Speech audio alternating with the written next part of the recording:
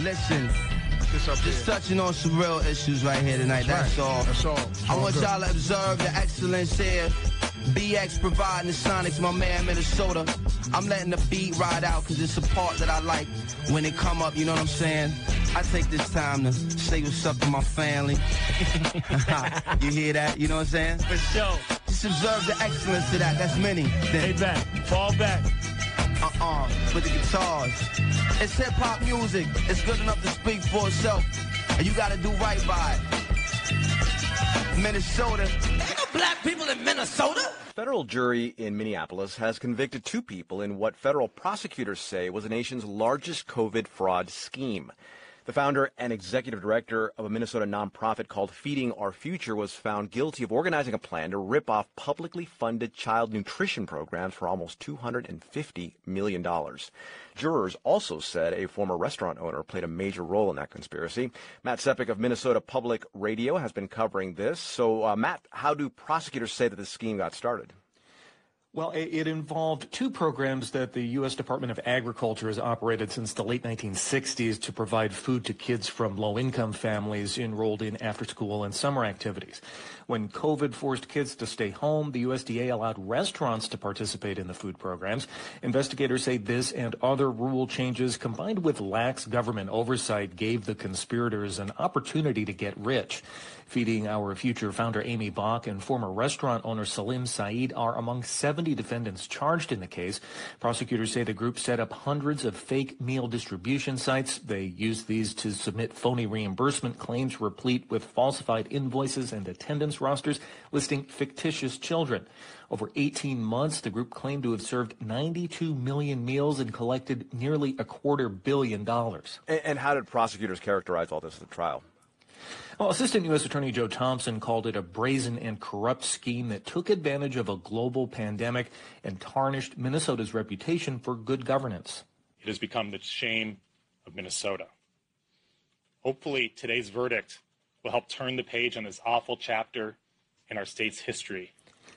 After a 5-week trial, the jury took only about 5 hours to reach its verdict. Bach's attorney, Ken Udoy-Bach, says jurors likely made up their minds early on, and he's pledging to appeal. What evidence did jurors hear? FBI agents and forensic accountants recovered many 6- and 7-figure checks, all of them signed by Amy Bach, and jurors saw stacks of them. From the start, prosecutors said that Bach organized Feeding Our Future to facilitate fraud and even created a phony board of directors. Ben Stayberg, a St. Paul bartender listed as board president, testified that Bach handed him what he thought was a petition about feeding children. He signed it, and then it was only years later, after the investigation became public and he saw his name in the New York Times, that Stayberg realized he was board president. The jury also heard testimony from 6 defendants who pleaded guilty and cooperated in the hopes of receiving lenient sentences. All right, so what happens now in this case? It'll be a few months before Bach and Saeed are sentenced, and Judge Nancy Brazel ordered them jailed until then. Several more defendants are scheduled to face trial in April. So far, more than half of the 70 defendants charged have pleaded guilty. 5 others were convicted at a previous trial, and 1 received a sentence of 17.5 years. All right, that's Matt Sepik with Minnesota Public Radio. Matt, thank you very much. That's why we have to think as black people. Stop singing and dancing and start thinking.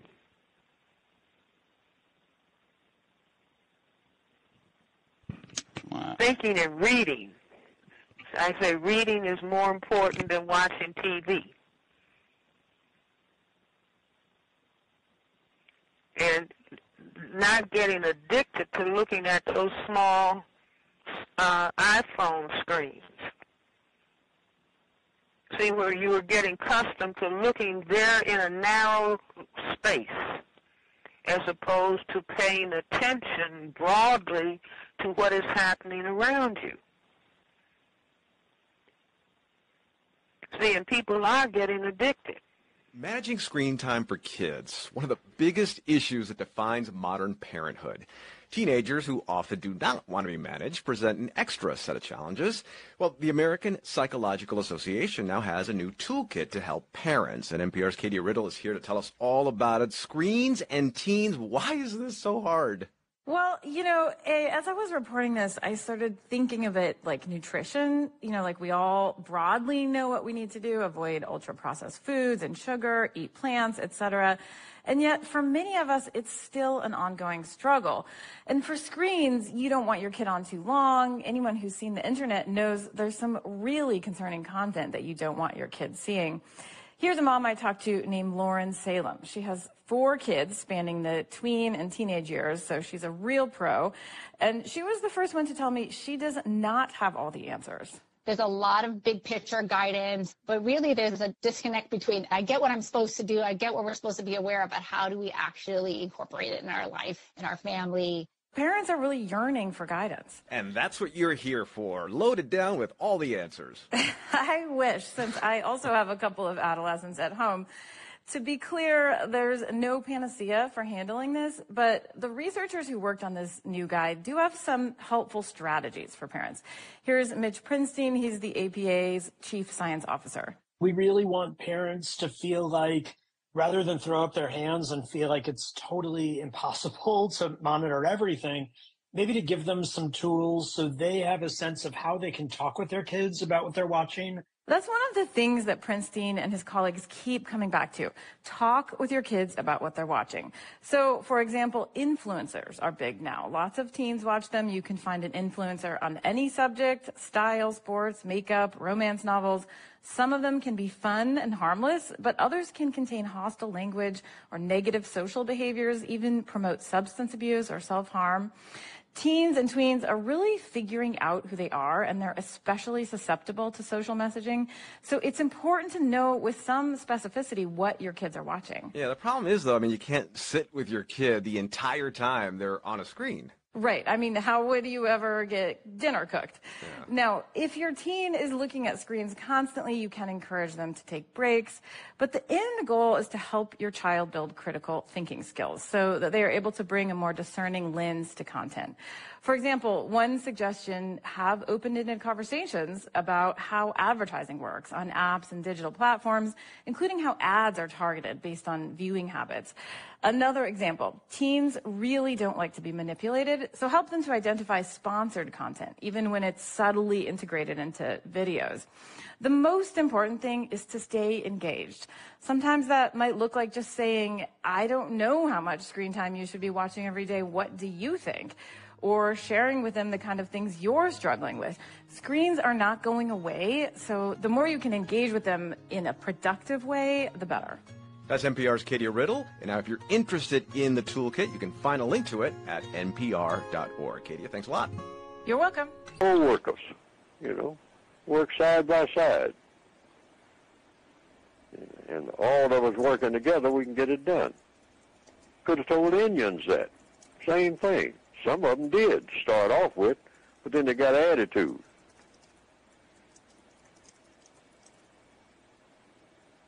Say, no, we're going to take it all. We ain't going to leave you nothing. Right. Indians said, well, I thought we were going to share. That's what we sat down at Thanksgiving, and so we all work together and all like that. Well, I don't think that's a good idea. I think what I need to do is going back to giving you a good whipping, Chief.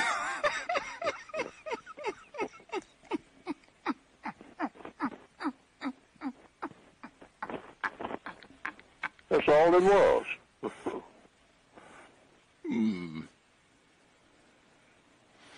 Chief said, there's plenty of land here for everybody. We got more land than we can take care of and whatnot. So, we welcome you and all like that. Well, no, I'm going to take it all. Give you a bottle of whiskey. That's what you're going to get out of the deal. Right.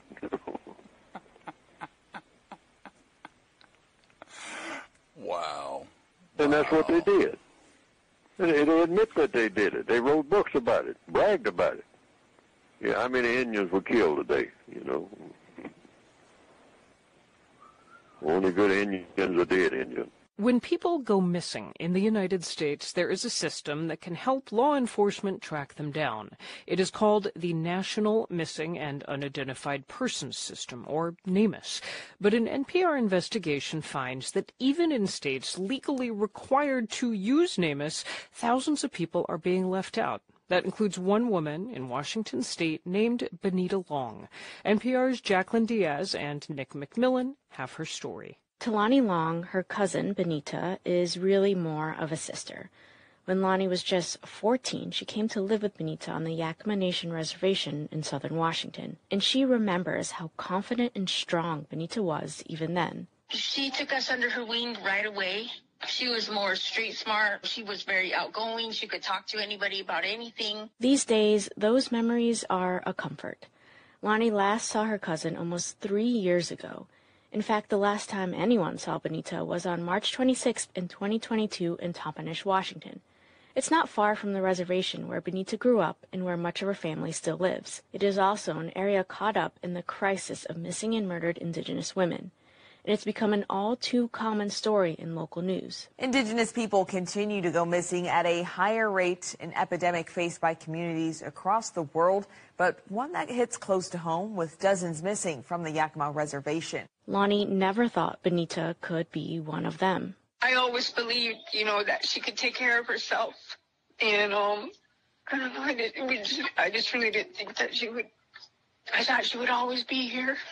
But Benita is now one of the tens of thousands of people that have gone missing for more than a year. In 2007, a Justice Department agency created NamUs to help track these cases. It pools info from law enforcement, families, and medical examiners.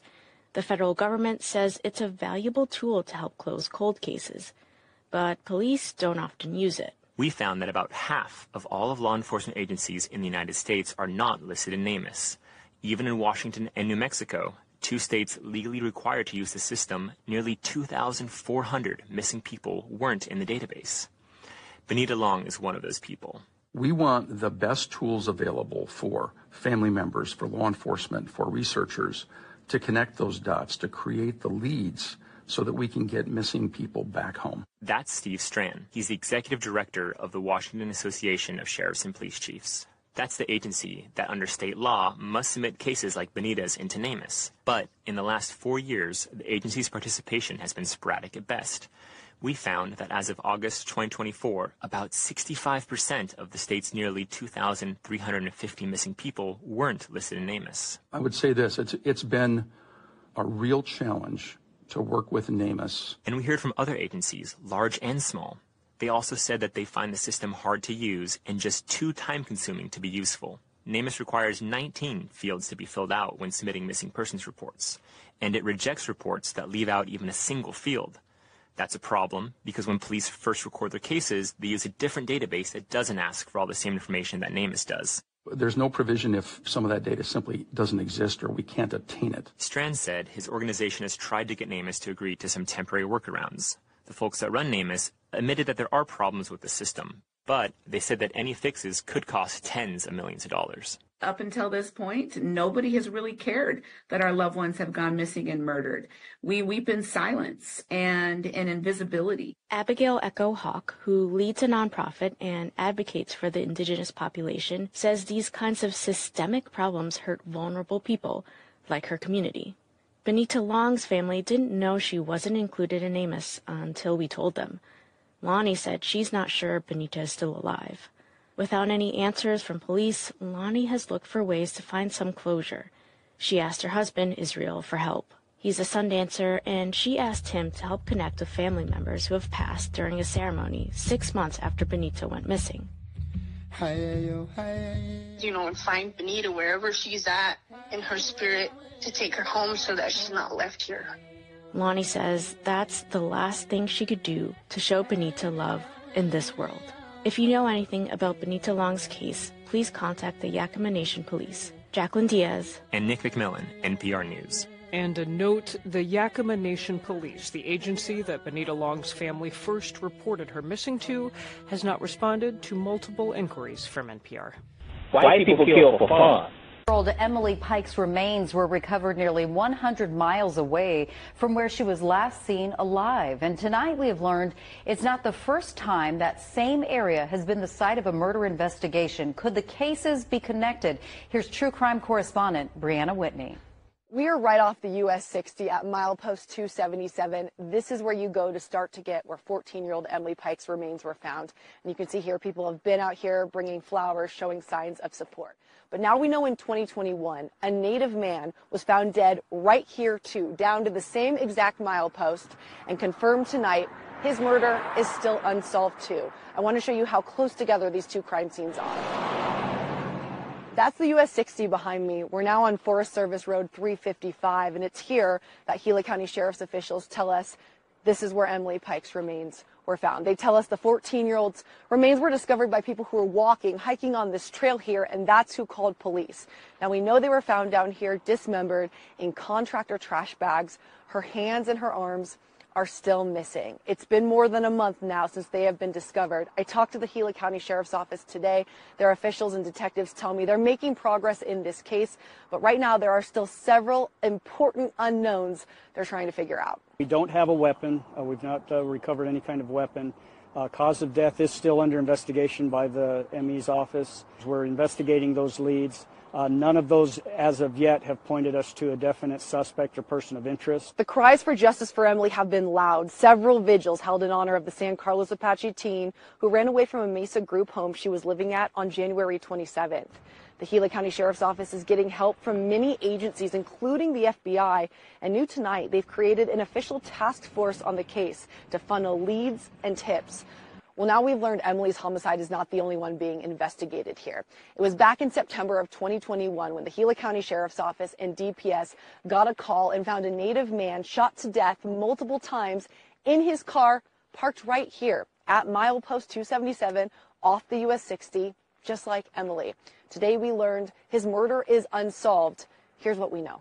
Sheriff's deputies identified him as 31-year-old Leo Harry White, a man from White River. He was found by DPS troopers and deputies after somebody called in a welfare check for the car in the pullout area.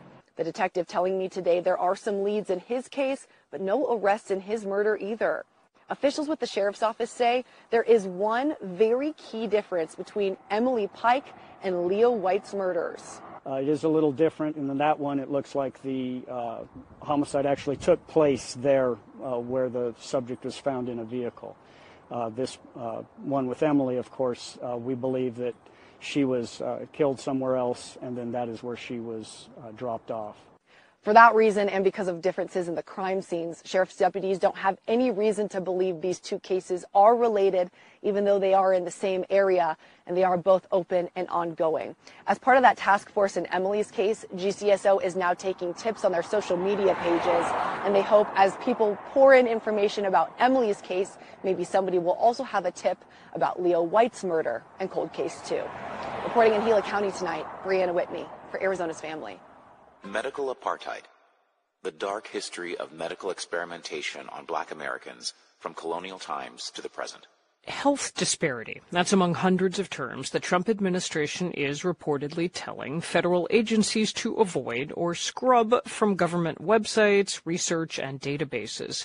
Some researchers, though, point out their work on health disparities actually benefits rural white populations that are often overlooked in debates about diversity and equity. NPR's Yuki Noguchi reports.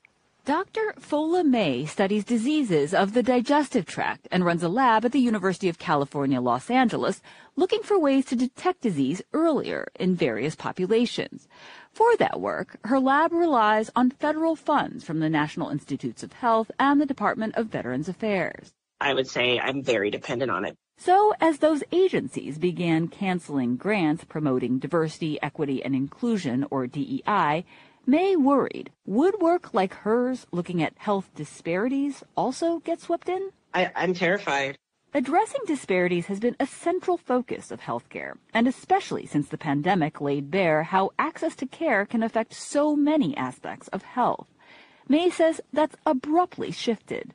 One of the biggest challenges right now is that people are becoming very polarized about disparities research, and they're thinking that, oh, there are resources that are going to groups that are not me. That's a misconception, May says, citing her own research on cancer screenings. We have to recognize that disparities are affecting everyone, not just racial and ethnic minorities. I'll give an example. White individuals that live in rural areas of the United States are less likely to get a screening test. May says conflating health disparities with racial division or political advantages will discourage those like her trying to improve the health of people overall. And she worries about an uncertain sense of censorship that hovers over her research. We aren't sure what we can say in our grants. I very freely before wrote about disparities and equity in my grants. Actually, the NIH had a requirement that you had to write about equity and disparities in every grant. Across the nation's scientific communities, researchers say they feel confused and concerned. It feels like there's no adults in the room. That's Kay, a clinician who works at the VA. NPR agreed not to use her full name because she fears losing her job.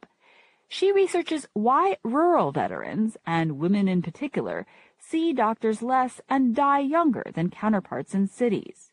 Kay says colleagues circulated lists of words to avoid, but Kay says they include words like women, female, gender, and underserved, making it hard to accurately present data she's collected. We're actively omitting really important details and hoping what we're reporting is still accurate, still authentic, and not misleading while threading this needle of not having the work flagged or torn down.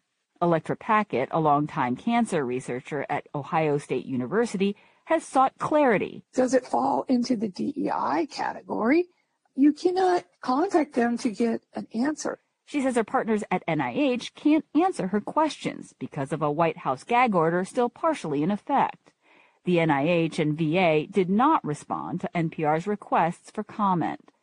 Paskett says work overcoming disparities in cancer care has dramatically increased survival.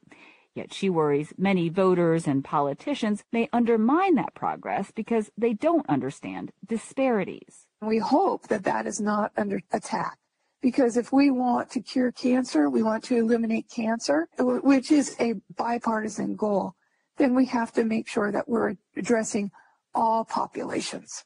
Yuki Noguchi, NPR News. The pattern of worshiping a suffering, dying Jesus on the cross is fully comprehended only when it is understood that Jesus was a black man and that the black wooden cross represents the black male, genitalia separated from the man. Only by the removal and destruction of the black male genitals can whites have everlasting life in the most fundamental genetic sense. Jesus, of course, had to be rationalized as willing to make this castration sacrifice, giving up his genes so that whites might live. There is a profound and striking parallel between the above interpretation of the crucifixion and the destruction of black bulls with swords at bullfights. Bullfighting became a prominent sport in Spain after the Moors, black men, finally had been chased out of Europe back across the Mediterranean into Africa. The Moors had conquered Spain for 700 years. By the time they left, the once white population had become dark via the dominant black genetic material. Dark skin, dark hair, and dark eyes. Surlott's A Dictionary of Symbols states that the bull as an historic symbol represents the superiority of the Aryan over the Negro. This could not possibly be the logically correct meaning of the symbol. If this analysis were correct, there would be no need for whites to kill a black bull with a sword. Obviously, a more logical and accurate interpretation of the bull symbol is the opposite of Surlott's interpretation. The bull represents the superiority or genetic dominance of the blacks over the genetic. Recessive whites. Again, the sword used to kill the black bull, as Surlott also noted, comes into play as the weapon of the forces of light over the forces of darkness. The sword signifies the weapon of the possessor of the white genitals, or recessive white genetic material, against the dominant black genitals and their genetic material. And finally, we head to Mexico, where Mexico City lawmakers voted 61-1 to ban the killing of bulls and use of sharp weapons in bullfights. Now, this has triggered celebrations from animal rights activists as well as fury from traditionalists. The new law, dubbed Bullfighting Without Violence, aims to preserve the spectacle while eliminating its bloodied aspects. While some are celebrating the decision, many are calling it an attack on the 500-year-old tradition. Here's our final story from Mexico City. Mexico City lawmakers have officially put the brakes on bullfighting's bloodier traditions. They have banned the killing of bulls and the use of sharp weapons in the ring. The new law, dubbed as bullfighting without violence, aims to keep the spectacle alive without, well, the actual death. Naturally, this has left animal rights activists cheering, bullfighting purists raging, and bulls everywhere wondering if they have just won the lottery. The decision sparked immediate chaos outside the local Congress. Furious bullfighting fans tried and failed to breach police barricades. They waved signs with slogans like, "Being a fan of La Fiesta Brava is not a crime. It's a point of pride." Meanwhile, victorious lawmakers and animal rights activists emerged from the building like conquering heroes. Some were even seen gleefully clutching stuffed bull dolls, as if they'd just saved an entire species. I believe it is a great social step. I think violence starts with animals, with the most innocent beings who cannot defend themselves, who have no voice. If we want to eradicate violence in our country, we must start from the ground up, and those foundations are the animals. For centuries, bullfighting has been an untouchable cultural staple in Mexico and Latin America. It has drawn thousands to arenas like Plaza Mexico, the world's largest bullfighting ring. But as animal rights groups keep reminding us, the tradition comes at a cost. About 180,000 bulls meet a gruesome fate in bullfights across the world each year. In 2022, a judge in Mexico City decided enough was enough. He banned bullfighting entirely and ordered to shut down Plaza Mexico. Animal activists celebrated, matadors sulked, and the bulls, well, they probably took a much-needed nap. But in 2023, Mexico's Supreme Court suddenly reversed the ban without explanation. Of course, this isn't just about tradition. It's also about big money. The National Association of Breeders of Fighting Bulls insists the bullfighting industry supports 80,000 direct jobs, 146 indirect jobs, and pumps a cool $400 million into Mexico's economy every single year. So naturally, the idea of scrapping it altogether was never going to fly. They legislated out of ignorance, affecting millions of Mexicans whose jobs depend on bullfighting and who contribute economically. These events give us life. They are part of a passion, part of a training. Bullfighting also teaches us a philosophy of life. We cannot allow these outrages to happen, especially since there were no work tables, we were not included. They did things sloppily.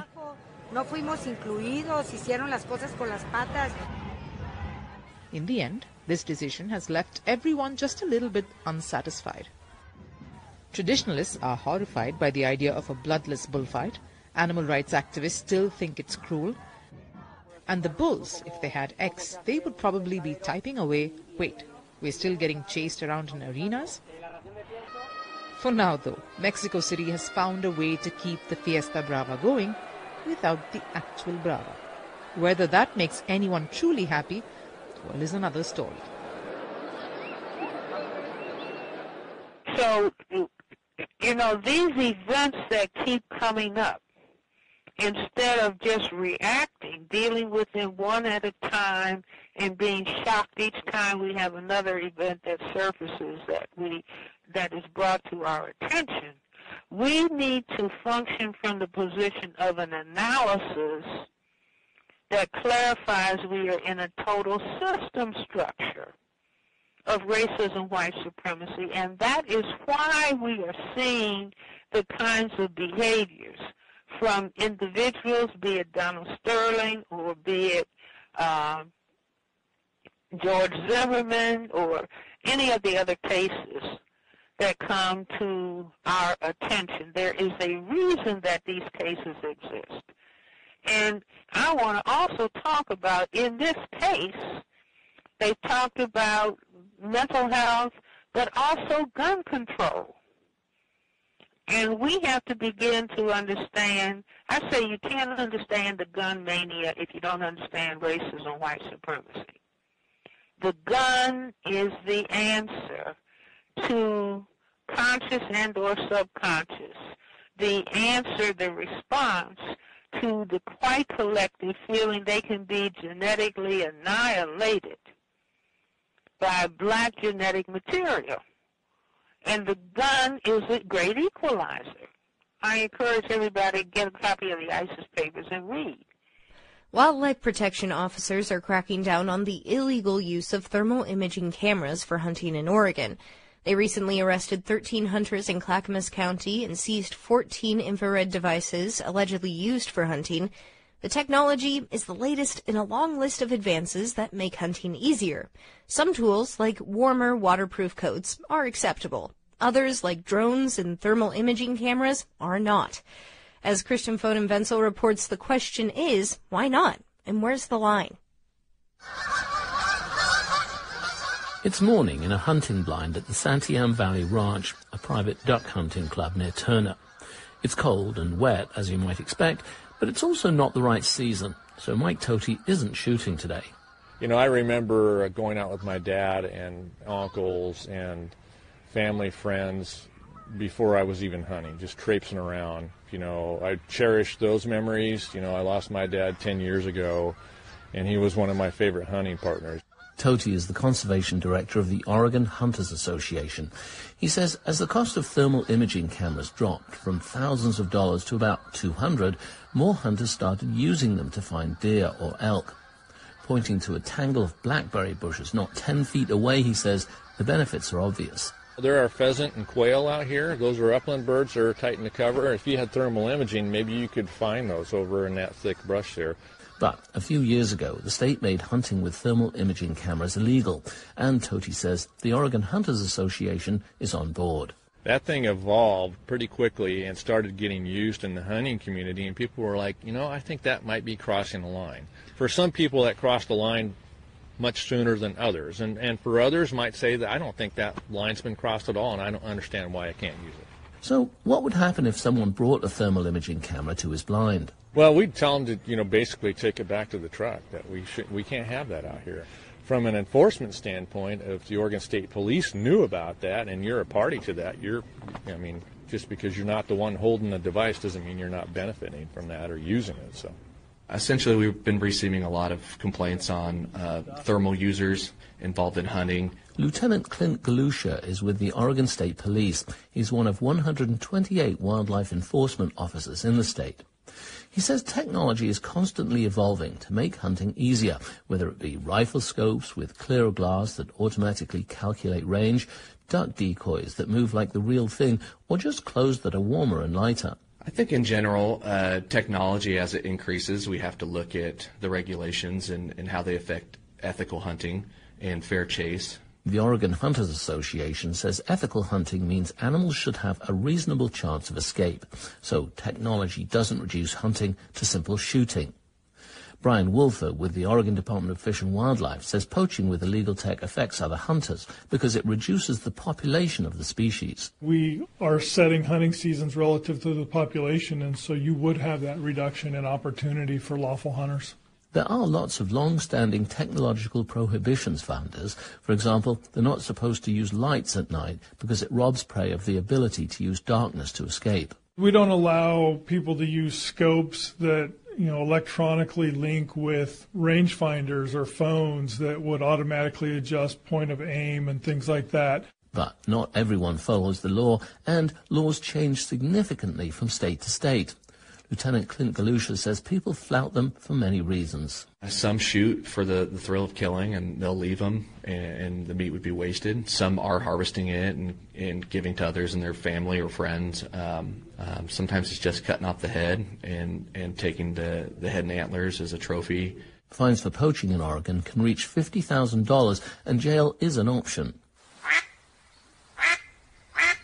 Back in the duck blind, Mike Tote says hunters will call the Oregon Department of Fish and Wildlife tip line to report unsporting conduct. In Oregon, all wildlife is a public resource, and so a poacher is stealing from the public there, is what they're doing. The Clackamas County District Attorney's officers filed several different wildlife charges against 13 hunters arrested in December. Oregon State Police are not releasing more information at this time, citing an ongoing investigation. Christian Foden-Wenzel, OPB, Turner. 5, 4, 3. She's pure alligator. Pure white. 2. Albinos that do make it to reproductive age can't find a mate because they look funny. 1. Albino affairs.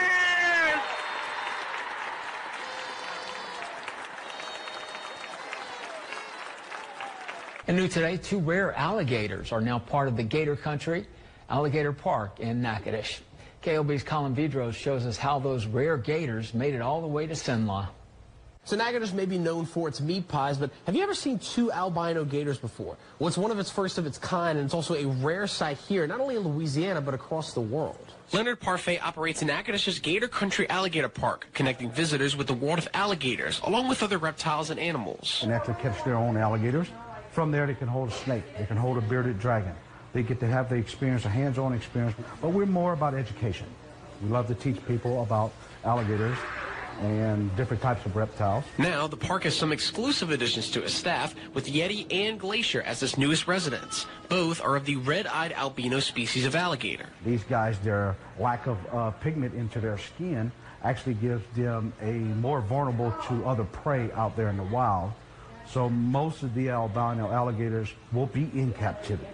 So us having a hands-on zoo and somewhat aquarium type wise, they get to experience and actually see that, because we don't have to worry about it ever happening something negative to that animal in the wild. Yeti and Glacier are the only albino gators you can watch and pet in the region and across the Pelican State. In fact, there are only about 200 albino gators in the whole world, according to Parfait. Well, owner Gary and Shannon Sarge actually has one in Beaumont, Texas. It was brought to his attention over there that, hey, the guy wound up having a farming industry, and he wound up having 4 albino alligators. And so he contacted Mr. Sarge and said, hey, man, would you like these guys here? So having 3 parts, but the main Beaumont and this one here, he decided to separate them. And that took a lot of work to get them here, but we did it. Leaving visitors the opportunity to explore and learn more about reptiles, especially Yeti and Glacier. In Natchitoches, for News Channel 5, I'm Colin Vidros. I'm getting in the elevator, and these 2 high school white boys tried to get on with me. And I just dove off. I said, y'all ain't killing me.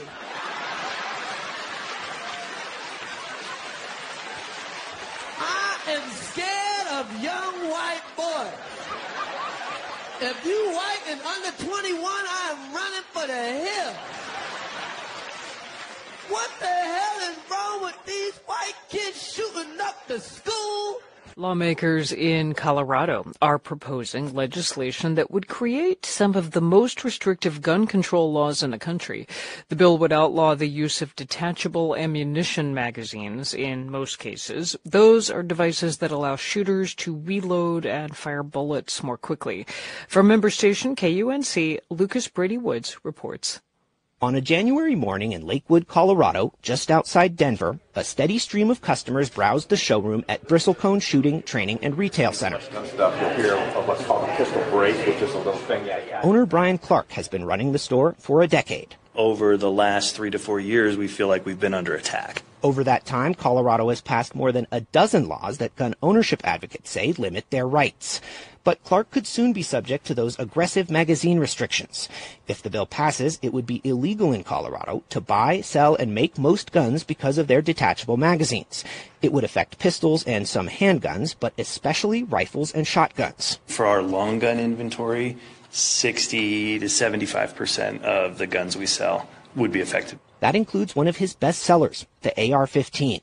Here's what it sounds like attaching a magazine to one. The Colorado legislature has definitely been making it much more difficult for dealers like ourselves, and they keep chipping away at our rights and our ability to make a living. Other critics, including Colorado's Republican lawmakers, say the measure would be outright unconstitutional. But supporters say it's necessary to limit the damage inflicted during mass shootings. Colorado has a long history of those, dating back to Columbine in 1999. Fast forward to 2012, when a shooter used a 100-round detachable magazine to open fire on moviegoers in Aurora. Tom Sullivan's son, Alex, was one of the dozen people killed in that shooting. If Alex had had 2 seconds, maybe he could have gotten behind the seats. Maybe something else could have happened in front of him, and maybe he'd still be here today. The Aurora movie theater shooting was one reason Colorado passed a law more than a decade ago banning magazines that contain more than 15 rounds. But since then, 2 of the country's worst mass shootings happened in Colorado. At a Boulder supermarket in 2021 and at Club Q, an LGBTQ+ nightclub in Colorado Springs, a year later. Both involved high-capacity detachable magazines. Sullivan, now a Democratic state senator, is behind the latest gun control proposal. He frames it as a way to strengthen the ban on high-capacity magazines. It doesn't have any impact on guns people already own. This is for the next purchase, and this is for the next person who becomes disgruntled at work or is being led down a path by some ideology out there. And when that person goes down to their local gun shop or big box store, they are going to buy something that's got an attached magazine to it. Other states already have magazine restrictions in place. In California, magazines are supposed to be fixed, but the locking mechanism can still be removed in minutes with simple tools. Colorado would go even further and require them to be soldered, welded, or affixed with strong epoxy. Most Democrats support the measure, but they had to make some concessions to get Colorado's Democratic governor, Jared Polis, fully on board. One exempts several dozen firearms that are commonly used for hunting. Another would let people buy prohibited guns if they go through hours of safety training and get approval from their local sheriff. Daniel Webster studies state gun laws at Johns Hopkins University. He says even with the changes, the measure would create some of the country's strictest gun ownership laws. Colorado could be a pioneer in true safety test for civilian firearm owners. It's especially significant that it's happening in a western state like Colorado that has a deep-rooted gun culture, Webster says. For Colorado to take this step, it would be more of a statement that it's important for there to be a more rigorous process for vetting. Everytown for Gun Safety and Moms Demand Action are supporting the bill on one side. The National Rifle Association and other groups are lobbying against it. The bill may now have a clear path to the finish line in Colorado, but even if it's signed into law, it will likely face challenges in court. For NPR News, I'm Lucas Brady Woods in Lakewood, Colorado. There's a big push now to breathe new life into a historic building in Hopkinsville. A group is now behind an effort to revive Crispus Attucks High School. Here's a look at its significance to the community and how a local organization plans to use it. It'll be a place called home. Crispus Attucks High School sits vacant in Hopkinsville, Kentucky. Windows and doors boarded up.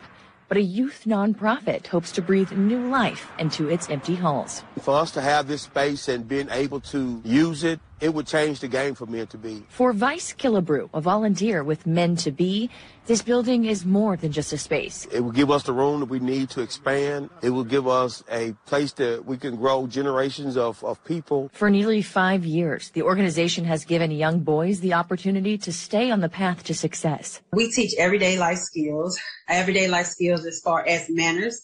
What is integrity? What is discipline? What is responsibility?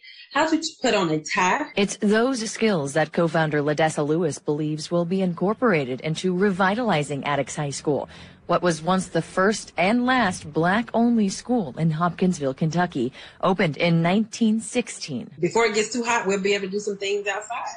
So, and that's even to them cleaning it up on the inside and just being able to help us every step of the way. There are more than 60 young men involved in Men to Be, and they're expecting countless more. But what seems like a big venture for this group could be the stepping stone to thriving beyond their youth. Just the historic side of Attucks kind of helps us keep that focus, because there are a lot of men and women that came out of Attucks that are successful. Now the group is turning to the community to help raise money so they can start their work to bring the building back to life. They'll see how important it is to give back to the community, and when they go off to be successful in life, they'll come back home to Hoptown and do the same thing. The group says they were gifted the building from the Crispus Attucks Community Association, and they're looking at more ways to use it, including maybe offering part of it as a storm shelter. For now, they are accepting donations to start phase 1 of their project. There's also a benefit concert for the organization happening next month. Here is the poster for that. It's at Bridge of Hope Fellowship on April 26th. Put it down on your calendar. Features the Nashville Community Gospel Choir. You'll find ways to donate inside the WSMV4 News app.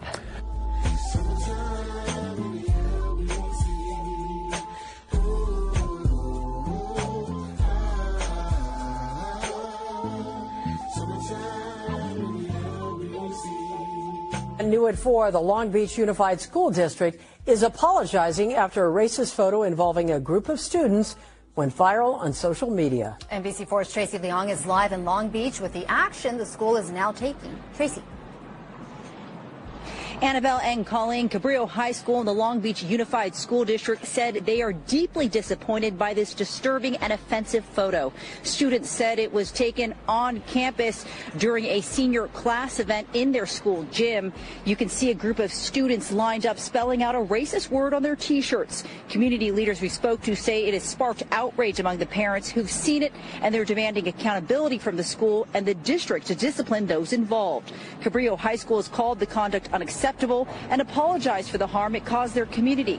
They're appalled by this behavior and said it underscores the importance of ongoing education on cultural awareness, respect, and the impact of words and actions. They've stated they're committed to creating an inclusive and respectful environment for all students, and they released an official statement saying in part, "We want to be clear. This type of behavior is not condoned or tolerated at Cabrillo High School or anywhere in our district. Immediate steps are being taken to address the situation, and we're working with all relevant parties to ensure accountability. We are aware that this photo is currently being shared among students on social media. We ask that all members of our school community be mindful of the harm that sharing such images can cause and encourage open, thoughtful discussions about the impact of their actions." The school is currently investigating this incident, and they're reminding students to report any inappropriate behavior. Reporting live in Long Beach, Tracy Leong, NBC4 News.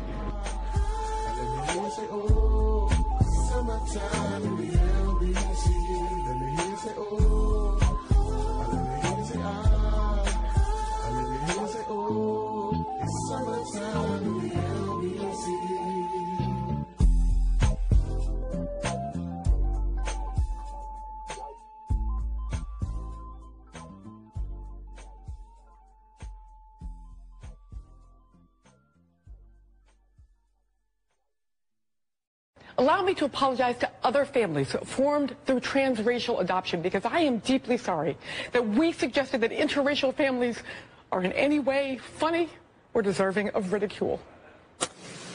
Both of you refused to accept responsibility throughout the trial and still here today, which makes my job a lot easier.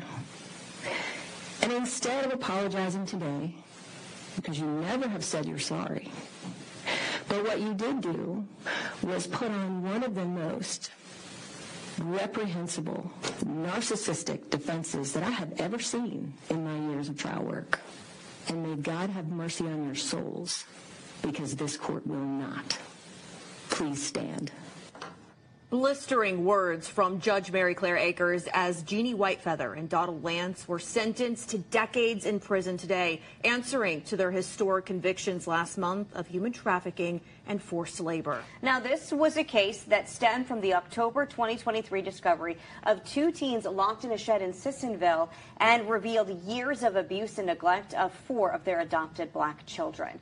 Whitefeather was sentenced to a maximum of 215 years for human trafficking, forced child labor, civil rights violations, and child abuse and neglect. Her husband, Lance, was sentenced to 160 years max for similar charges. He was found not guilty on the civil rights violations and had fewer child abuse charges than Whitefeather. This was the first time in state history that human trafficking charges were ever brought on the state level. Prosecutors were able to prove to a jury that Whitefeather and Lance brought 5 adopted black children to Sissonville in May of 2023 from Washington State, made them do manual labor, and neglected and abused them with physical punishment and a lack of basic necessities. This all while receiving adoption payments from the state of Minnesota.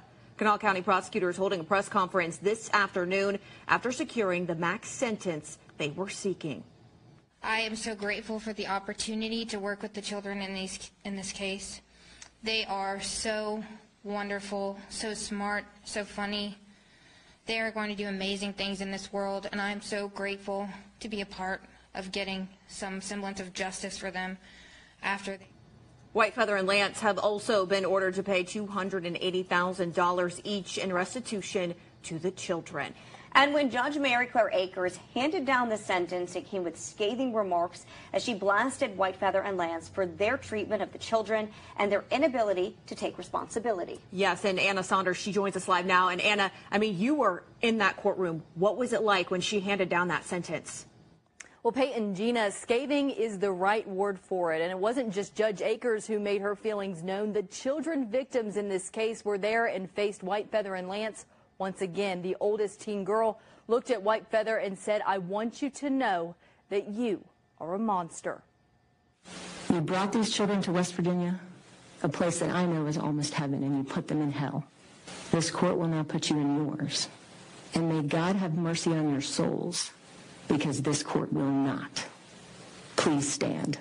After presiding over 3 weeks of their trial, Judge Mary Claire Akers did not hold back when she had her chance to address Jeannie Whitefeather and Donald Lance before handing down the maximum sentence possible on all of their 31 counts. But before she did that, the kids in this case, the 4 victims and even the 5th child who was considered the favorite, all gave impact statements, both spoken and by letter.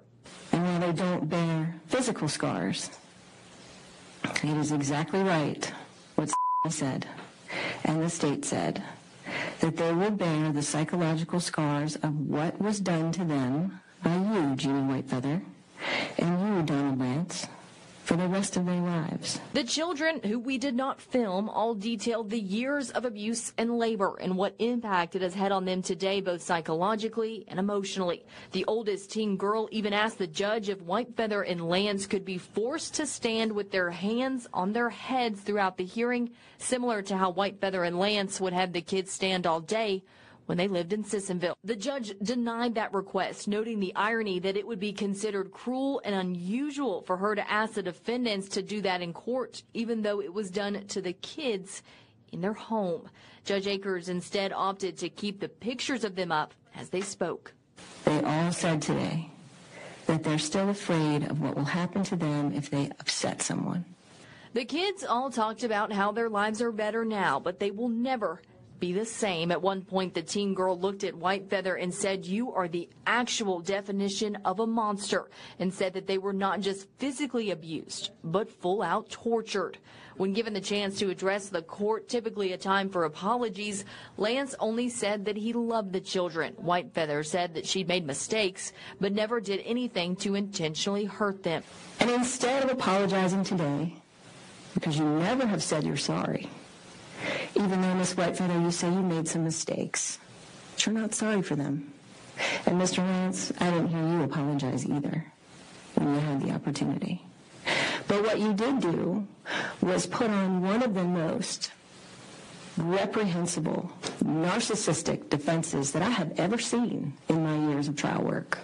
Defense attorney Mark Plants, who represents Whitefeather, said throughout the trial and even now she still denies any criminal responsibility. My client's side of the story hasn't changed. It really has been that they did the best they could under the circumstances and they didn't intentionally harm anybody. So I'm not surprised that they spoke their hearts, even though a lot of people disagree with it.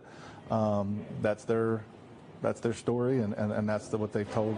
The children also thanked everyone who got them out of their situation, the neighbors, the deputies, the prosecutors, and now the judge. Judge Akers, in her remarks, also commending the Sissonville neighbors who repeatedly reported Whitefeather and Lance in Sissonville for months before their arrests. She called that the one good thing in this case. But the good in this is the people that took action here in the state of West Virginia. The good in this is that now these children are West Virginia's children and not your children. Now, both Whitefeather and Lance brought forward motions for new trials today. Those were denied. Whitefeather's attorney Mark Plants did indicate today that they will be appealing their convictions. Live in the studio, Anna Saunders, Eyewitness News. The man knot, race, class, genre, and the dilemmas of black manhood. Well, Highway Patrol is not commenting on claims that there was negligence or a cover-up.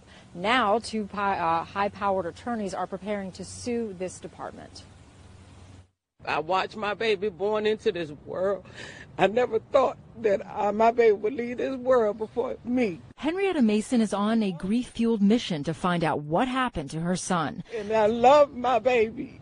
My baby leaves behind five kids. One is in heaven with him. Tyrone Mason died in a crash on Capitol Boulevard this past October. From day one, when they came to me and told me that my son died in a single car accident with no witnesses, I told them that is not true. After the wreck, Wake County District Attorney Lauren Freeman says she discovered that investigating North Carolina Highway Patrol Trooper Garrett Macario gave false and misleading information to the Raleigh Police Department. Freeman has since dismissed approximately 180 cases, she told ABC 11, because of doubts surrounding the trooper's credibility. Today, Freeman said there is an ongoing investigation into Macario's actions. Lawyers are fighting to see that body camera and dash cam video that prompted the district attorney to take such a drastic action. How on earth do you drop 180 cases and we're just supposed to turn a blind eye? They would not have dismissed those cases if there were not something on that video from the dash cam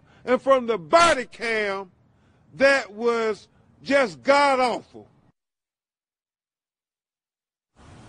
All right, so the trooper and his supervisor are on administrative leave right now. A spokesperson from Highway Patrol said in a statement to ABC 11, unfortunately, we cannot provide details related to any ongoing personnel investigations. The man knot, race, class, genre, and the dilemmas of black manhood. A mystery on Bell Mountain. The bodies of twin brothers found in Towns County near the North Carolina line, 90 miles from their home in Lawrenceville. The GBI initially investigating this as a murder-suicide, but tonight the family says they're not buying it. 11 Alive's Cody Alcorn spoke with them just a few hours ago. He's live for us in our newsroom with more on this investigation and what the family has to say, Cody. Well, Jennifer, the brothers Qaadir and Naazir Lewis were twins. The GBI says a hiker found their bodies at the top of Bell Mountain on Saturday morning. Both had been shot. The family couldn't believe it when they got the call hours later, knowing the twin brothers were supposed to be in Boston visiting friends. We want answers. We want to know exactly what happened to the twins. Naazir and Qaadir Lewis. Those are my nephews. Just a few weeks shy of their 20th birthday. I can get past it. They're gone. The twins' uncle, Rahim Bronner. They're very protective of each other. They love each other. They're like inseparable. So I couldn't imagine them hurting each other because I never even seen them get into a fist fight before.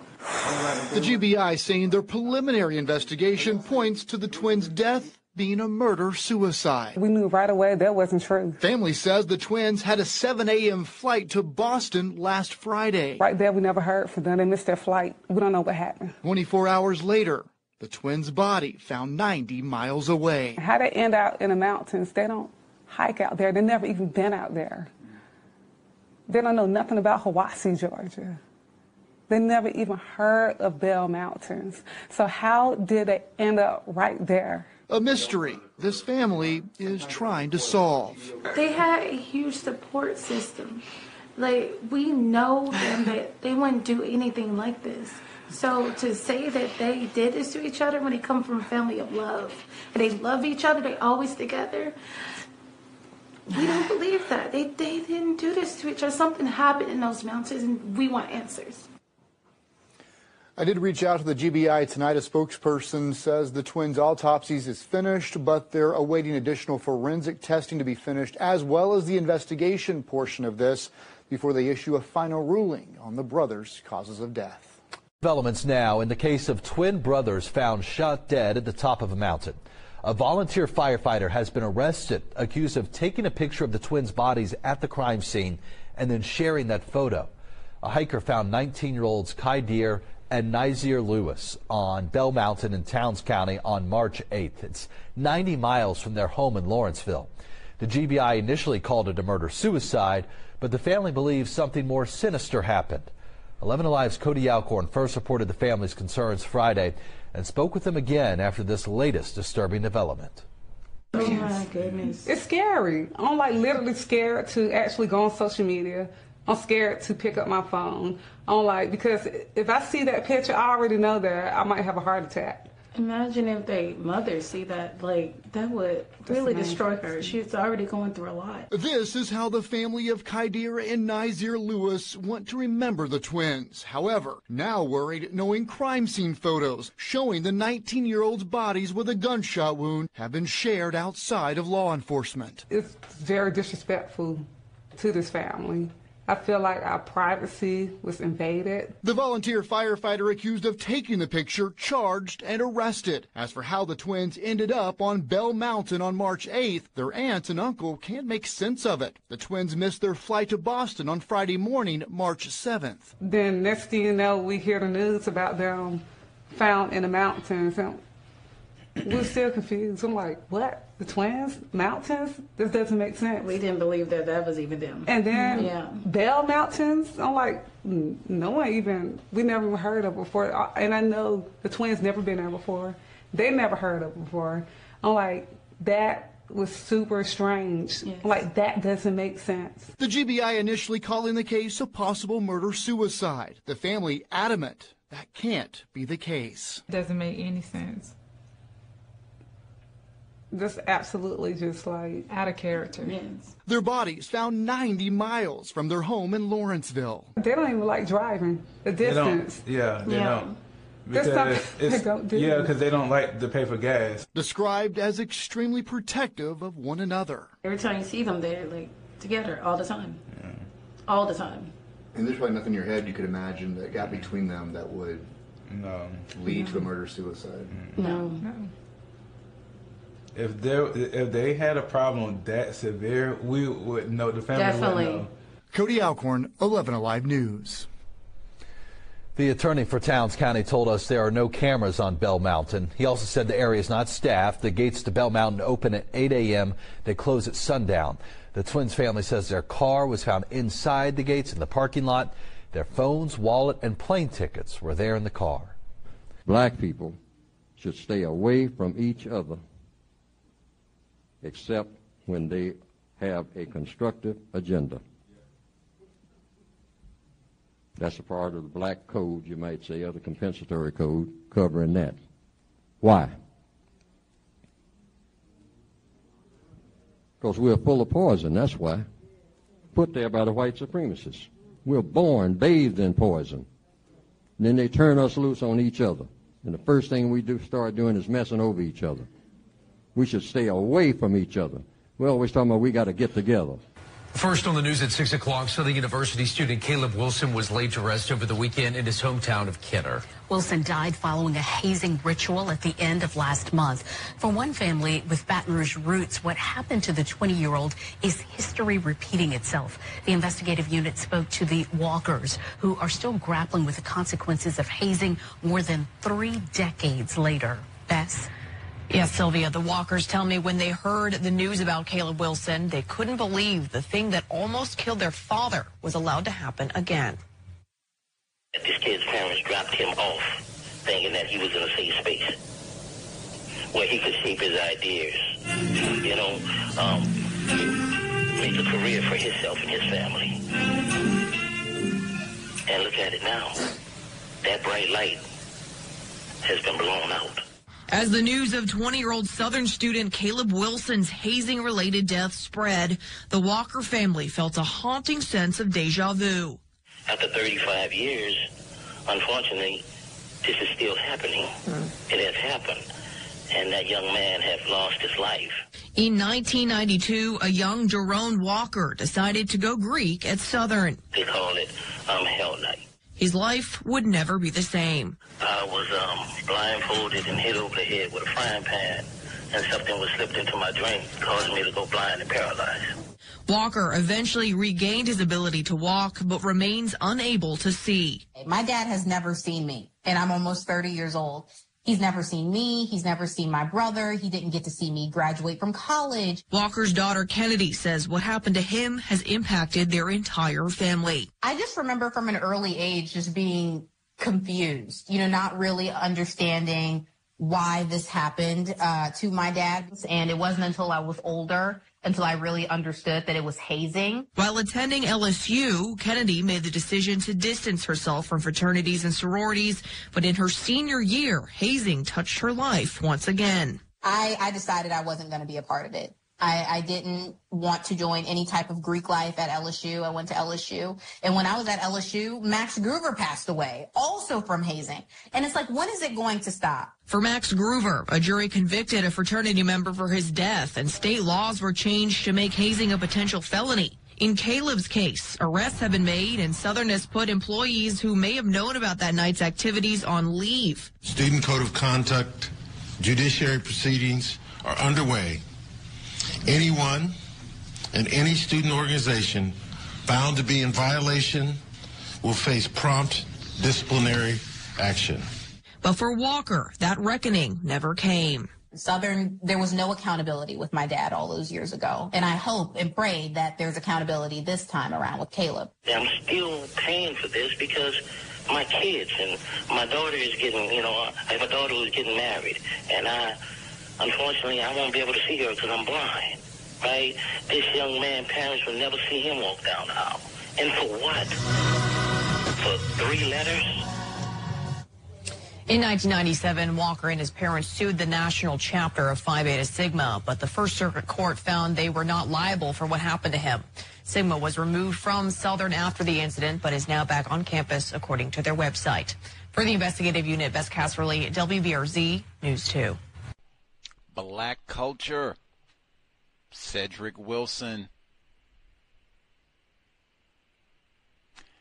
Context of White Supremacy. Gus T. Renegade in for another broadcast, hopefully to share constructive information on the system of white supremacy. Today's date, Saturday, March 22, 2025. So I have been told. This is our weekly compensatory call-in. Dial in if you have thoughts, observations, suggestions.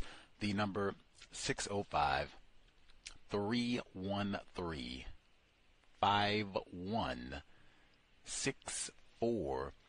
The code 564943 pound. Press star 61 if you would like to participate. I did not get to go to the University of Washington today. Went there every day this week. Did not go today. Still had a productive day. I've been talking like, wow, I went every day this week. Was so constructive. And because they are now official on spring break. Oh, one of my most joyous times to be in the university setting. All of the people are gone. It's quiet. Free roam. Not just the library, really the whole campus just cleared out. Shh. Can get work done. Looking forward. Might go again tomorrow. Like, that is really wacky. Like, voluntarily give up being at my residence just to go and hang out at the university because nobody there. And I was super productive every single day. I was so productive there this week, it allowed me to have more flexibility with my day today, which was still productive, but just didn't have to do as much labor because, wow, we were on the counter racist grind. Number again, 605-313-5164. The code 564943 pound. Press star 61 if you would like to participate. I was thinking about that. Like, it might have to be after the system of white supremacy is replaced with justice. And even then, they do the probabilities and such. I would say less than 20% probability. Now, that's once we replace white supremacy with justice. As long as the system of justice exists, it's like 0% chance. But Gus T. being in Seattle specifically and having access to the University of Washington, that probably has drastically altered the entire arc of the cows. I mean, our very first broadcast, the Atlanta child murders, Chet Detlinger, that was done at the University of Washington. And the only reason that that program happened is because I read that book at the University of Washington library. Even when I lived in Atlanta, I could not get my hands on that book, written by 2 white men. Went to the libraries and all of that, special libraries and such. I maybe should have checked harder at the Negro Library Center, like Spelman and Morehouse and all of that. I maybe should have double-checked there. I'll do that maybe if I have time today. I'll check and see if they have it. But I did not find that book while I was in Atlanta. But University of Washington Library, check. At Urugu, check. I mean, you can just run the line. They have so many resources and materials. I know books people said that they couldn't find. Anthony Pryor's book, The Slave Side of Sunday, got that at the University of Washington Library.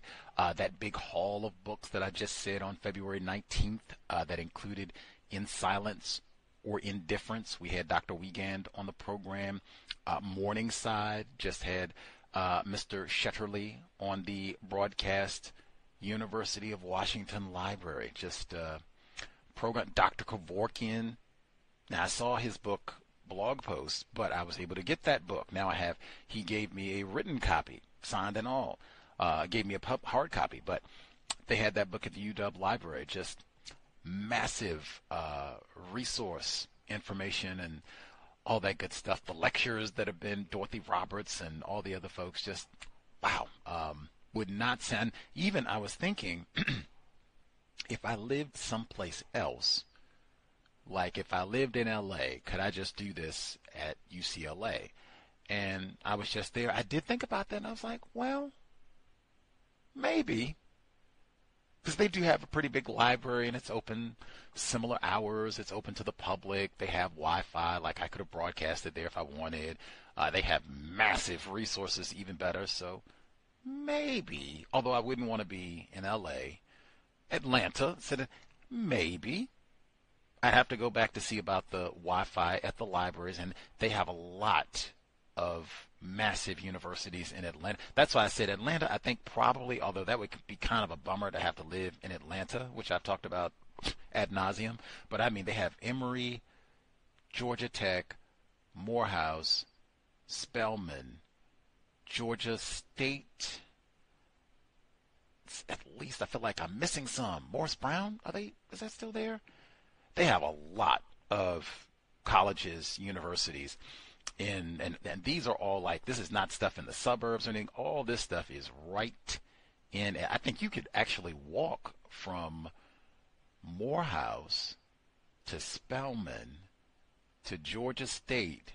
Now, Georgia Tech, did I say Georgia Tech? I think I forgot Georgia Tech. Jesus Christ. Georgia Tech. I think you could walk from all 4 of those locations that I just mentioned now. Georgia Tech, that might be a stretch. I have been to all 4 of those locations, I think, except for Georgia Tech, like numerous times. I think you could walk.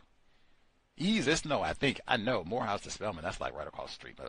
And Georgia State is like just right across the bridge downtown. Just walk by the Georgia Dome or Spade, whatever they call it now, and boop, you're right there. So Michael Penix, my black brother, but I think you could walk. So maybe if I was in Atlanta, we could still do the cows, and it would sound basically the way. It would not sound the same in an environment saturated with people classified as black. Woo! It would not sound the same. Be that as it may. Thank God. In Seattle, not leaving anytime soon. Not for good anyway, I don't think. Anywho, let's see. 1, all of that about UW and productivity. One lesson I said I will definitely share. You find an environment where you are constructive. Try to see if you can get there often and be constructive. Part of my constructive activity included not procrastinating. As victims of white supremacy, I say replace white supremacy with justice. I generally always say that ASAP or immediately. There should be a sense of urgency about getting this problem solved, unless we just want to keep piling up Qaadir and Naazir Lewis's, Cedric Wilson's, unless we just want to keep piling up these types of cases, events, tragedies. There should be a sense of let's get this done right now. Not now, but right now. Nothing more important. That should be, kind of our thought process about all of this. To that end, do not procrastinate. And I know many, many people, racists and victims of racism, have that really bad habit of I'm going to wait till the last minute with all kinds of things and just kind of slide in the last few seconds for things, or get right there at the deadline, the project is due or what have you, and you do not want to do that. That is just a horrible habit. I would say system of white supremacy, so frequently things happen. All kinds of things happen. Bad things happen. So you wait till that last minute where you can't have any surprises and all of this. See? And I have seen that, like literally. I remember there was a non-white male, victim of racism, attempted parent. See? Now, if you're an attempted parent, oh man, that's just disaster at any moment with all the little crumb snatchers and such. So, I mean, hey, you definitely don't want to procrastinate. Victim of racism, attempted parent, he procrastinated. Now we're sitting there looking, midnight deadline, procrastinating, get distracted, all this, and now we're getting down to crunch time. Frustrated, and ends up missing it. Why? Procrastinating.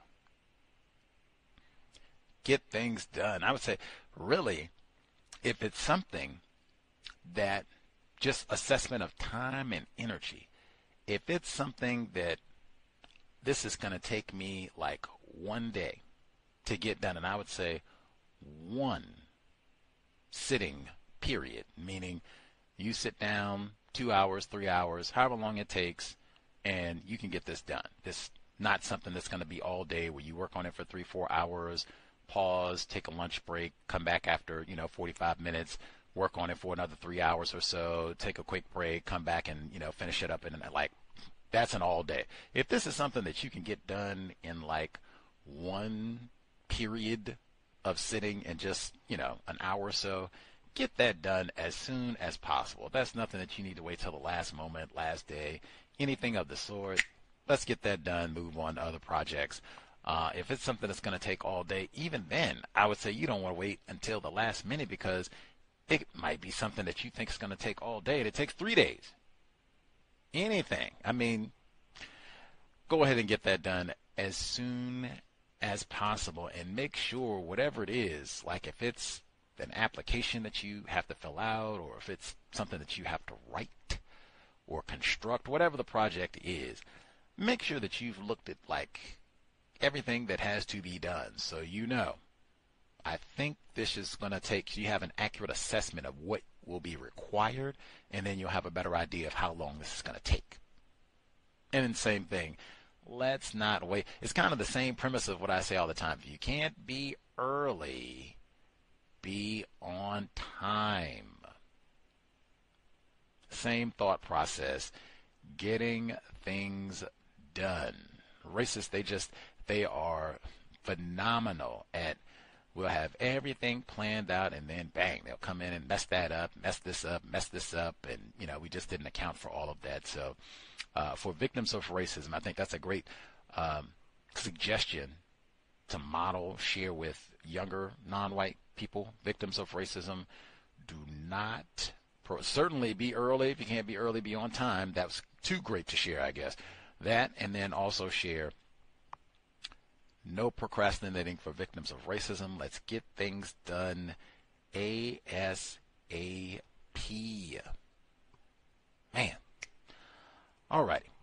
Next. Invest if you think the C.O.W.S is constructive. Listener-supported counter-racist radio. And for this year, now talking about productivity for this year, getting things done. We read that book, David Allen, in the book club, Getting Things Done. He had all those suggestions for, hey, productivity, be efficient, no procrastinating. He talked about that in the book as well. Has to be major for this year because plan, hopefully, be in Milwaukee, murder trial, and then be in Buffalo, death penalty trial. Coverage, daily coverage for both events, and then studying the city. Oh my God, I hadn't really forgot, but woo, we are approaching rapidly April 19 and April 20. Now, we heard Columbine in the audio segments. We are rapidly approaching April 19, OKC Day. New projects coming out about that, too. I had kind of put it in the recesses of my mind, like, oh, yeah, Tim McVeigh, he's was born in the Buffalo area. I told you when I went to Buffalo in 2023 for the sentencing of Peyton Gendron, in the Buffalo newspaper, they had the 10 most infamous moments in the city of Buffalo, or the top 10 moments. I think that's how they phrased it, top 10 moments in Buffalo history, which would obviously have to be done because I think this was done prior to Top's shooting. So, redo that list. But anyway, Timothy McVeigh and the OKC bombing is on the list for the top 10 moments in Buffalo history, even though, obviously that happened in Oklahoma, but he is a Buffalo native, and so that was a big part of the story. Even some of the books where they talk about Timothy McVeigh, they talk about him stomping around on the east side of Buffalo where the shooting happened, talking about, oh my God, look at all the Negroes, sounding like Peyton Gendron. But that is the year, so hopefully we'll have live coverage and get to do some research and all of the goodies around that. That is the plan. Hopefully I can be very productive for the full year. Calendar, all 12 months of it. To that end, I've said now, for the investing, if you don't have any nickels, not your thing, you can invest, as always, by sharing the program. Hop on social media, whatever platform, if you have a blog, website, YouTube channel, plug the cow, share your favorite episode, shout out to Mr. Fuller, Dr. Welsing, whatever content you think would be helpful for victims of white supremacy. You can also invest the 2025 calendar year. Do not waste Gus T. Renegade's time and energy. If you have non-white guests that you want on the program, do not mail Gus T about it this year. Why? Haven't I said white guests only? I'm certainly not this year. Like, get out of here. So that's one way you can invest, not wasting Gus's time and energy, not making suggestions for the book club. I've already told you, get out of here. I have contempt for listeners' suggestions for the book club. I do not ask for your help in picking books. No suggestions for the book club. Thank you kindly. And if I have said, please refrain from contacting me, don't contact me. Minimize contact. And you're being discourteous, too. It's like double whammy violation of the 10 stops. Very simple ways that you can invest in the cows, save Gus time and energy, keep the litter out of my inbox. Much obliged. Now, that's the basic minimums we can do to invest. For the rest, hit the blog, racism-notes.blogspot.com, racism-notes.blogspot.com. PayPal.com. PayPal button in the top right corner. Beneath the button, you'll see the links: PayPal, Cash App, and Venmo. Enormous gratitude to all of the investors who've kept us on the air 16 plus years. Hopefully we have been accurate more often than not, worthy of your time and energy. You can also hit the Amazon wish list. It is listed under Gus T. Renegade, linked on the blog. Much obliged to all of the investors who have nabbed an item or 12 over all of the years. Hopefully we have been worthy of your time and energy here at the Cows. Let's see. Also, make sure that for folks who were inquiring, I think our caller, young lady in Georgia, was saying that she finally figured out how to access the archives. If you are having difficulty or don't know where they're located, the Cows archives, those 16 years, at Apple Podcasts, linked at the blog, Podchaser, Podbean, Amazon Music, Spotify Music, and many, many other locations where the cool podcasts hang out. Those are just, about 5 or 6 of the more prominent ones that I can think of, but I make an effort to link on social media on a pretty regular basis to various podcast sites where you can check us out and get our archived content. If you get confused, feel free, drop an email, untiljustice@gmail.com, but should be easily available to go back and hear what we have been doing for well over a decade. Next, the no metaphors policy that has not been in place for the full 16 years, although it should have been, but it certainly has been for the last 5 years. Again, for folks who dial in, share their views, this is not, you have to sound like Dr. Welsing, you got to sound like Mr. Fuller or anybody else, sound like who you are, United Independent. However, I do request, Mr. Fuller talks about the importance of words. We had that segment where they're talking about you can't say disparities and get in trouble, right? Words are important. That is something that we've emphasized for the duration of our time on this broadcast.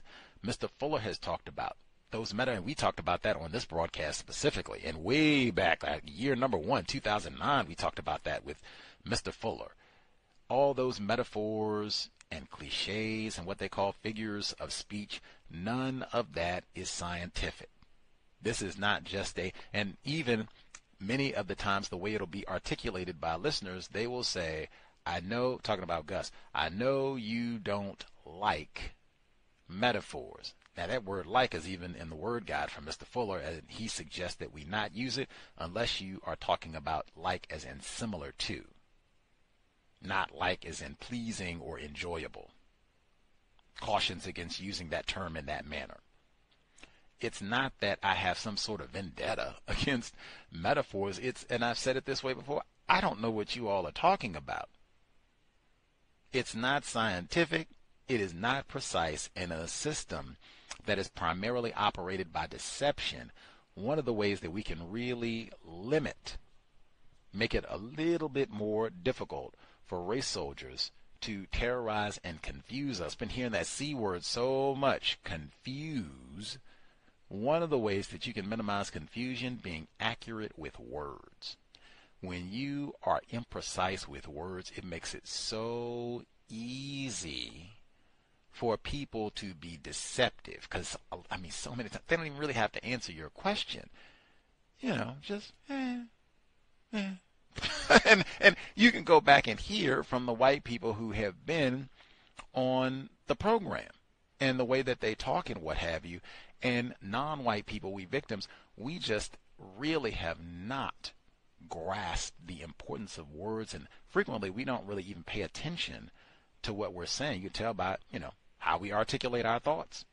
And particularly when we get angry and emotional, oh man, because then we're really not thinking about what we want to say, and we maybe even increase our rate of speech.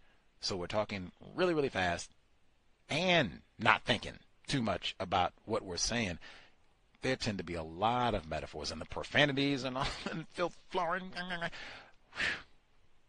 That, in my view, the record shows, and it's a lengthy record at this point, individuals classified as white are super skilled in neutralizing, really clowning on non-white people who are emotional, imprecise with words. I mean, they stomp on non-white people, all of us.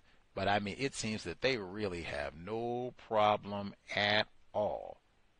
Black people who really are not paying attention to words, oh man. Non-white people in general, you're not paying attention to words, oh man. That is a big part of, hey, let's make an effort to be a bit more precise, at least give some thought. What am I saying? Is this the best way that I can articulate my thoughts? Am I using a lot of metaphors that dark day and that sort of thing that just transfer values of white supremacy, racism? That also happens frequently when we invoke those metaphors and are not really being mindful about what's flying out of our mouth. Anti-black figures of speech abound. White as snow. We just talked about that in the book club yesterday. White as the fresh snow. And they're so stale. Most of them, like, people have been saying that for 100 years. Just as long as they've been telling racist jokes. Like, you can think, it's 2025. At least we can think of a new way of speech. A new thought, maybe. Man. Let's see. So no metaphors. Thank you kindly, folks who dial in. The broadcast that we had on, what day was it? Monday. Aaron Shetterly, it's the only racist suspect to not name call because he's in a tragic arrangement with a black female. Actually, the black female, I think her name is Lee Margot, if my memory is accurate. She wrote the book Hidden Figures about the black female mathematicians who aided NASA in getting the rockets and all of that made into a popular movie. That's his wife, Aaron Shetterly, author of that book. He was on the program. We talked about Morningside, about the terrorist attack in Greensboro, North Carolina in November 1979, that month, November. And it also talks about the long investigation in Greensboro to uncover all of the lies and racism around what happened, where 5 people were killed there, most of them white, incidentally. Anyway, during that broadcast, in that book, Mr. Shetterly writes about the Scottsboro boys case briefly, it's not even, I think it's maybe a paragraph. It's pretty quick. But he suggests that this case happened in Tennessee. It did not. The Scottsboro boys case was in Alabama. There is a museum for the Scottsboro boys in Alabama. And I asked about this on the broadcast. And once it was over, I asked him about this. I raised it while he was with us. I brought it back up after he left just to emphasize with non-white listeners why this is important. And I've done this a number of times where white authors, this is a Harvard-educated white man, where they've made glaring, egregious errors. And I pointed that out. Strive for accuracy. I say that all the time. That doesn't just apply for me. That's for everybody. And again, we are in a system that is all about confusion and errors and lies. So strive for accuracy. Now, he didn't bring any evidence. Yeah, it's supposed to be in Alabama. Strive for accuracy. He agreed with all that. Cool in the gang. There was someone that I've concluded this is a white person. They have a white avatar on social media and all that, so I'm pretty sure. Racist suspect. When I originally posted the New York Times obituary about the passing of Nelson Johnson, black male who was one of the victims at the 1979 massacre in Greensboro, although he was not killed. He was attacked. He wasn't killed. They just blamed him for it. Said it was all his fault, and then pouted that he wasn't killed when all of this happened, which it seems like that's what they wanted to happen, for him to be killed, Nelson Johnson, at this massacre, but he wasn't. He just passed away, I think, a couple days ago this year.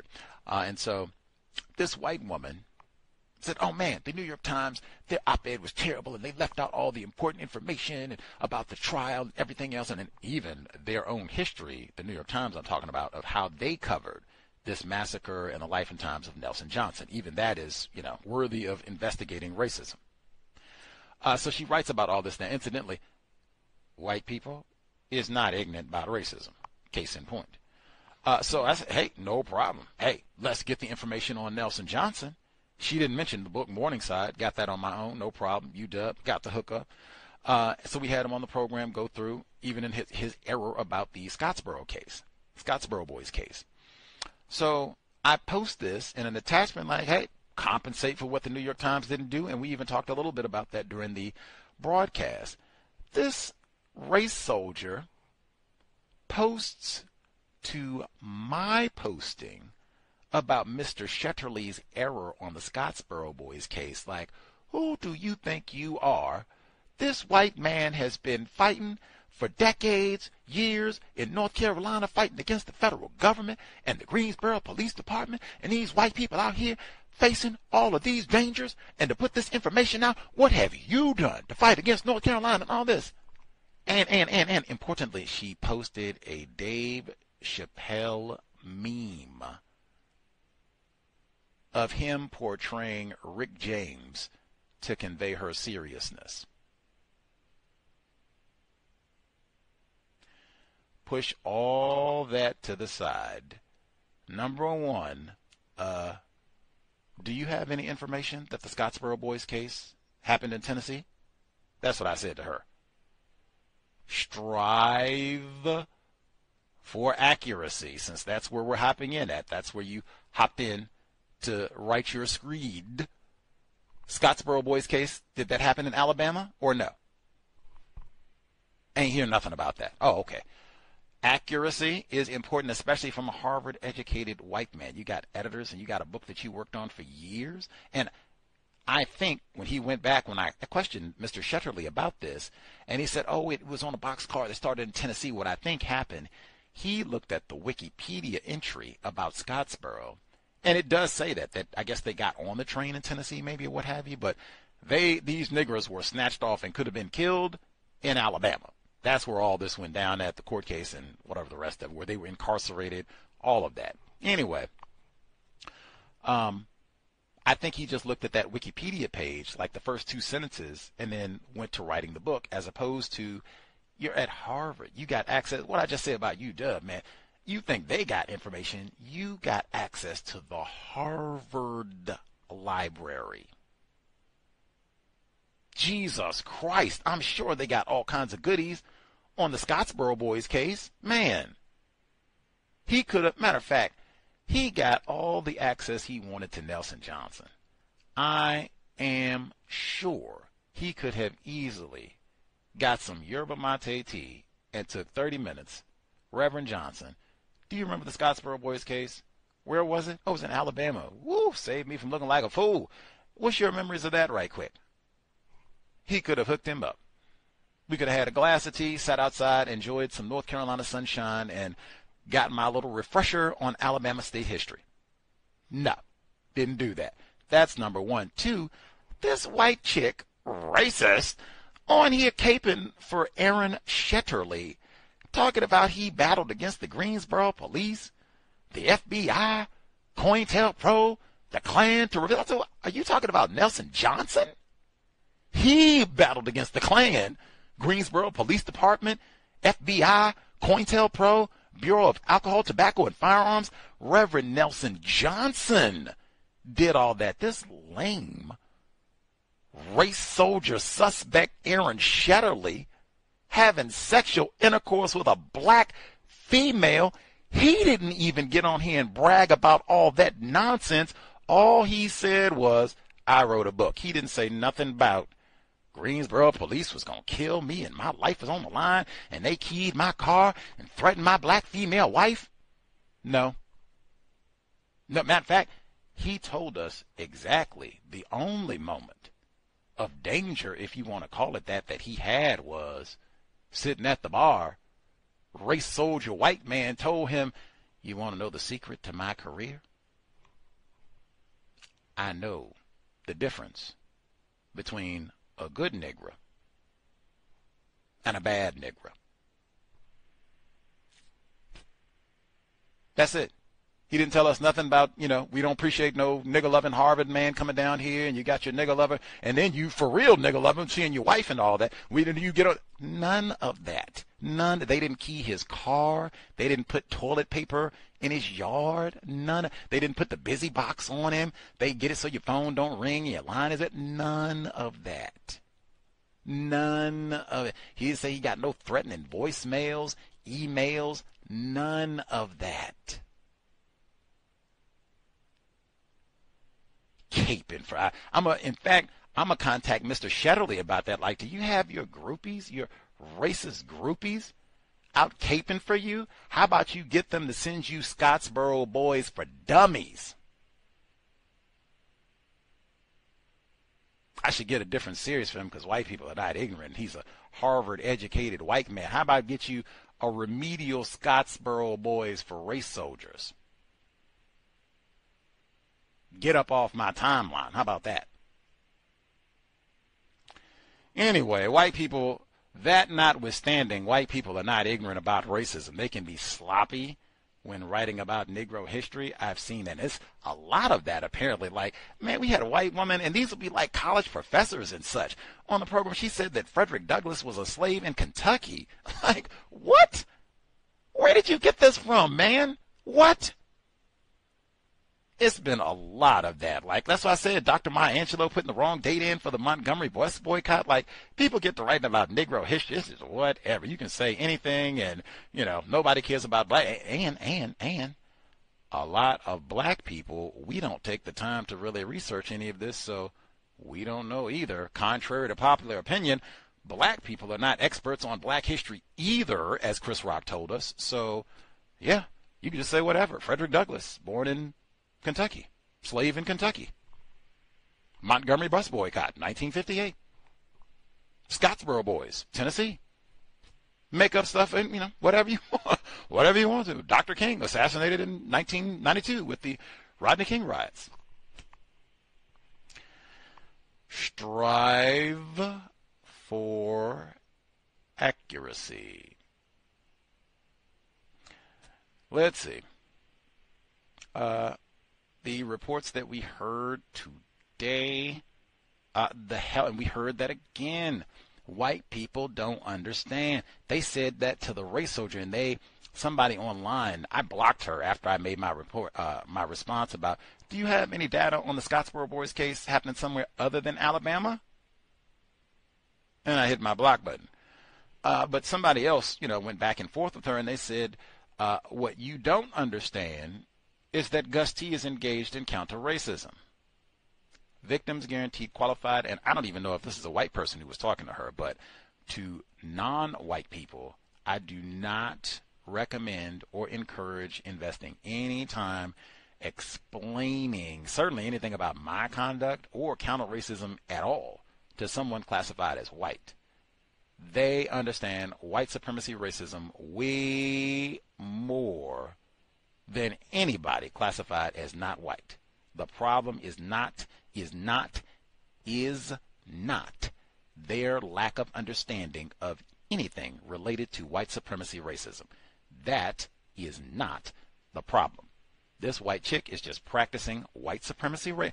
Dave Chappelle, that's what I said. She could have just posted the book about Morningside or any other data. No, you're on here, and she did the name calling. How could I forget on the week Dr. Welsing was born way back when? Called me a pseudo-separatist. I can't even be a sincere separatist. I got to be pseudo. Me and we got pseudo-scientific bullshitter and a pseudo-scientific separatist. Why we got to be pseudo, man? Why we got to be pseudo? The master name callers are classified as white. You even heard in Long Beach, that was a little white children. They name call. The master name callers of the known universe. Racist man, racist woman, racist child. And that's even racist girls. Pseudo-separatist. What is that? What is that? That ain't confused. That ain't that. I don't understand. Would you just count? I need to read fuller. And then no, man. She is practicing white supremacy racism willfully and deliberately and name calling all the way. Dave Chappelle, get out of here, man. The bullfighting, that was important. The thermal imaging for the hunters out in Oregon. Now, I live in Washington State, so that's right. It is 6:59 p.m. Pacific time in Washington State right now. If I left right now, we could be in Portland by 10 o'clock. We could get a late supper in Portland tonight. So anything about that area, like, oh man, these race soldiers are really close. You know, like, you have to pay attention to this. You got hunters using thermal imaging to go hunting. Now, this is a pause. We just had a non-white listener who contacted me about getting a firearm. I said the masters of guns and firearms are classified as white. You have to be ready to kill and dive. You can have your gun, do all that, which I'm not discouraging, just got to be honest about this. You got thermal imaging equipment? Why do you need thermal imaging equipment in Oregon to hunt? What critters do they have? Like, I'm trying to process in my, do they have like a rhinoceros population out there that I'm unaware of? Do they have like, I don't know, herds of lions that have migrated somehow to Oregon that I have missed? What do they have in Oregon? We got to break out the thermal imaging equipment and the night vision. What is going? Man, on the one hand, white people, white culture, these are the greatest cowards in the universe. It's you, the ducks, the squirrels that are not albino, elk, and you got to have all this high-powered weaponry and night goggles and heat imaging and lightweight. You are the biggest coward in the history of life. Go out there, at least leave all that and go out there with a knife. That would halfway like, oh, okay, you're going to get in with the knife, do it up. Maybe you win sometime, whatever. They gang you up or something like that. You got to have, and then you get all that. You can't even go out by yourself. You got to go out with your race soldier dad. I miss Dad. We got to go out. Y'all are the biggest gang of cowards in the universe, bar none. I wouldn't care if they came and castrated me today, right now. You would still be the biggest gang of cowards in life. Dylan, all of y'all, Dylan Roof, Peyton Gendron, all of them do the same thing to go to a Tops grocery store. I said that then. You got 90-year-old elders shopping for cucumbers, and you going to go get your night goggles, and I'm tough, and you niggers, these are the biggest cowards in the world. They brag. Dr. Horn told us that. Oh, he put that in the book. White people brag about doing cowardly things like that's something tough. Go and put this elk on my wall. And it took a gang of white people with guns to go out for one elk. And you still needed heat imaging equipment. Except for the albino squirrels.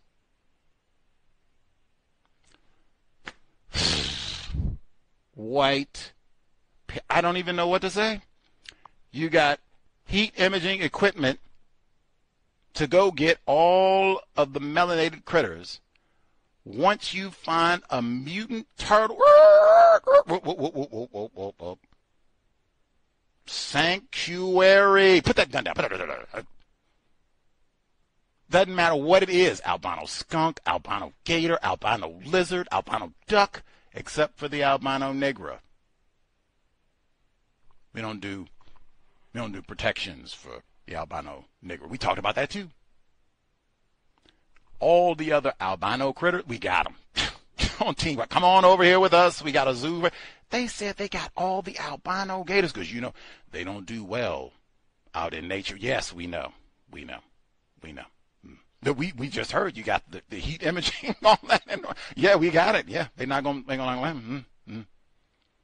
Once they get albino, though, we got zoos and sanctuaries, and it's the greatest thing ever. Woo!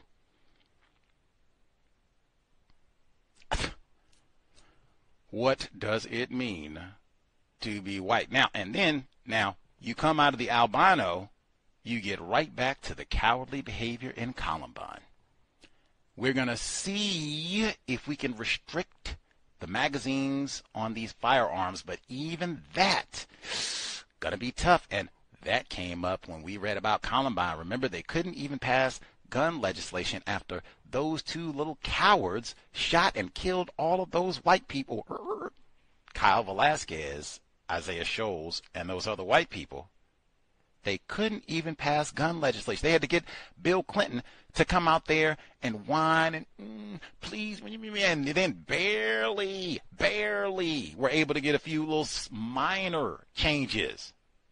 Minor, and then they're going to say, well, maybe we can at least we can reduce the magazines so they'll have a few seconds. Instead of being able to kill 20, they'll only be able to kill 10.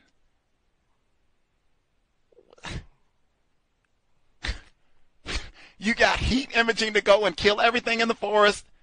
And maybe, next mass event, maybe you won't be able to kill 10 people at the top, so it'll only be 5 next time.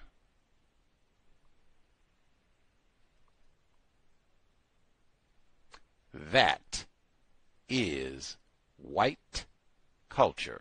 And the bullfighting, too, is same thing. Same thing. This is our culture. That's what they said. This is our culture. If we can't kill that nigger bull, we got to have the blood. What do you mean we can't have the blood? What do you mean we can't? Oh, my God. And you're taking our jobs? We got our whole industry and career built on killing nigger bulls. Thank you, Dr. Wellesley. We got our whole life and culture on killing nigger bull. That's cowardly, too. That is so, and you get a whole stadium for one bull. You don't even get 5 or 10 bulls. Like, at least give it, we'll balance it out a little bit. Since you get to have a weapon, get 3 or 4 bulls in there. Maybe you win, maybe the bulls win. Get out of here, man. Cowardly all over the world. And then, like I said, you brag about doing cowardly things. Speaking of cowards, that report in West Virginia, I had forgotten all about that. I had my uppity Negro moment. I remember in 2023, a listener sent me a report. It was about white adoptive parents. They had terrorized and abused all these children. And I said, man, what kind of coon do you think I am? I am not no lazy, shiftless Negro here. I'm on my counter-racist grind. I already got this, man. I already got the MP3, everything. I'm ready to roll. Already had this lined up and going to play it and everything. Think I'm not on my job or whatever. And then I looked at the report and I said, wait a minute. This says that they mistreated the black children.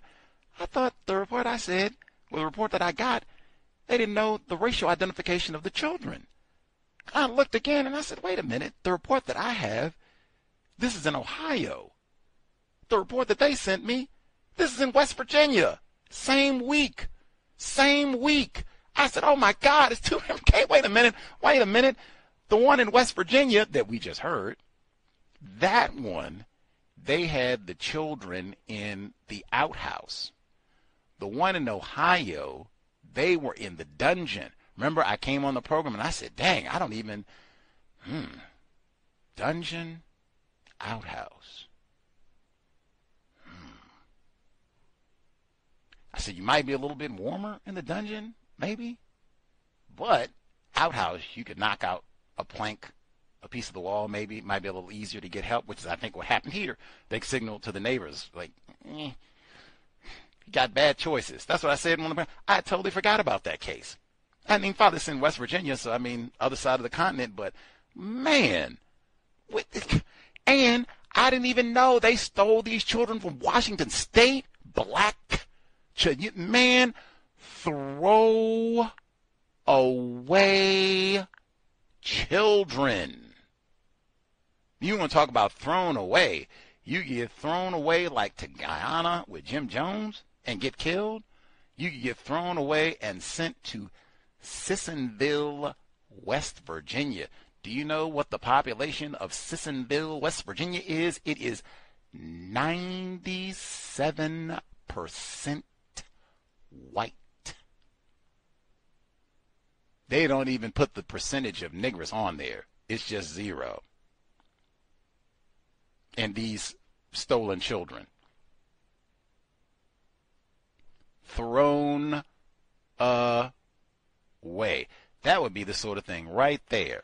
I would get all of those types of reports. If you have offspring, this is why you do not play around with sex.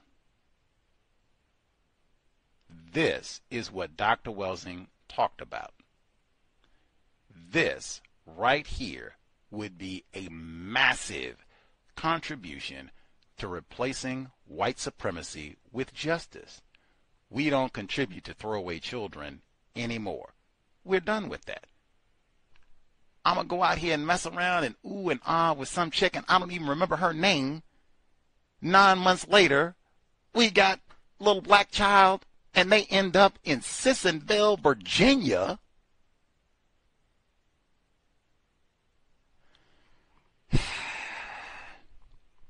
Worthy of great. And really what I said before, black people, we are not serious about replacing white supremacy with justice at all. Forget urgent at all.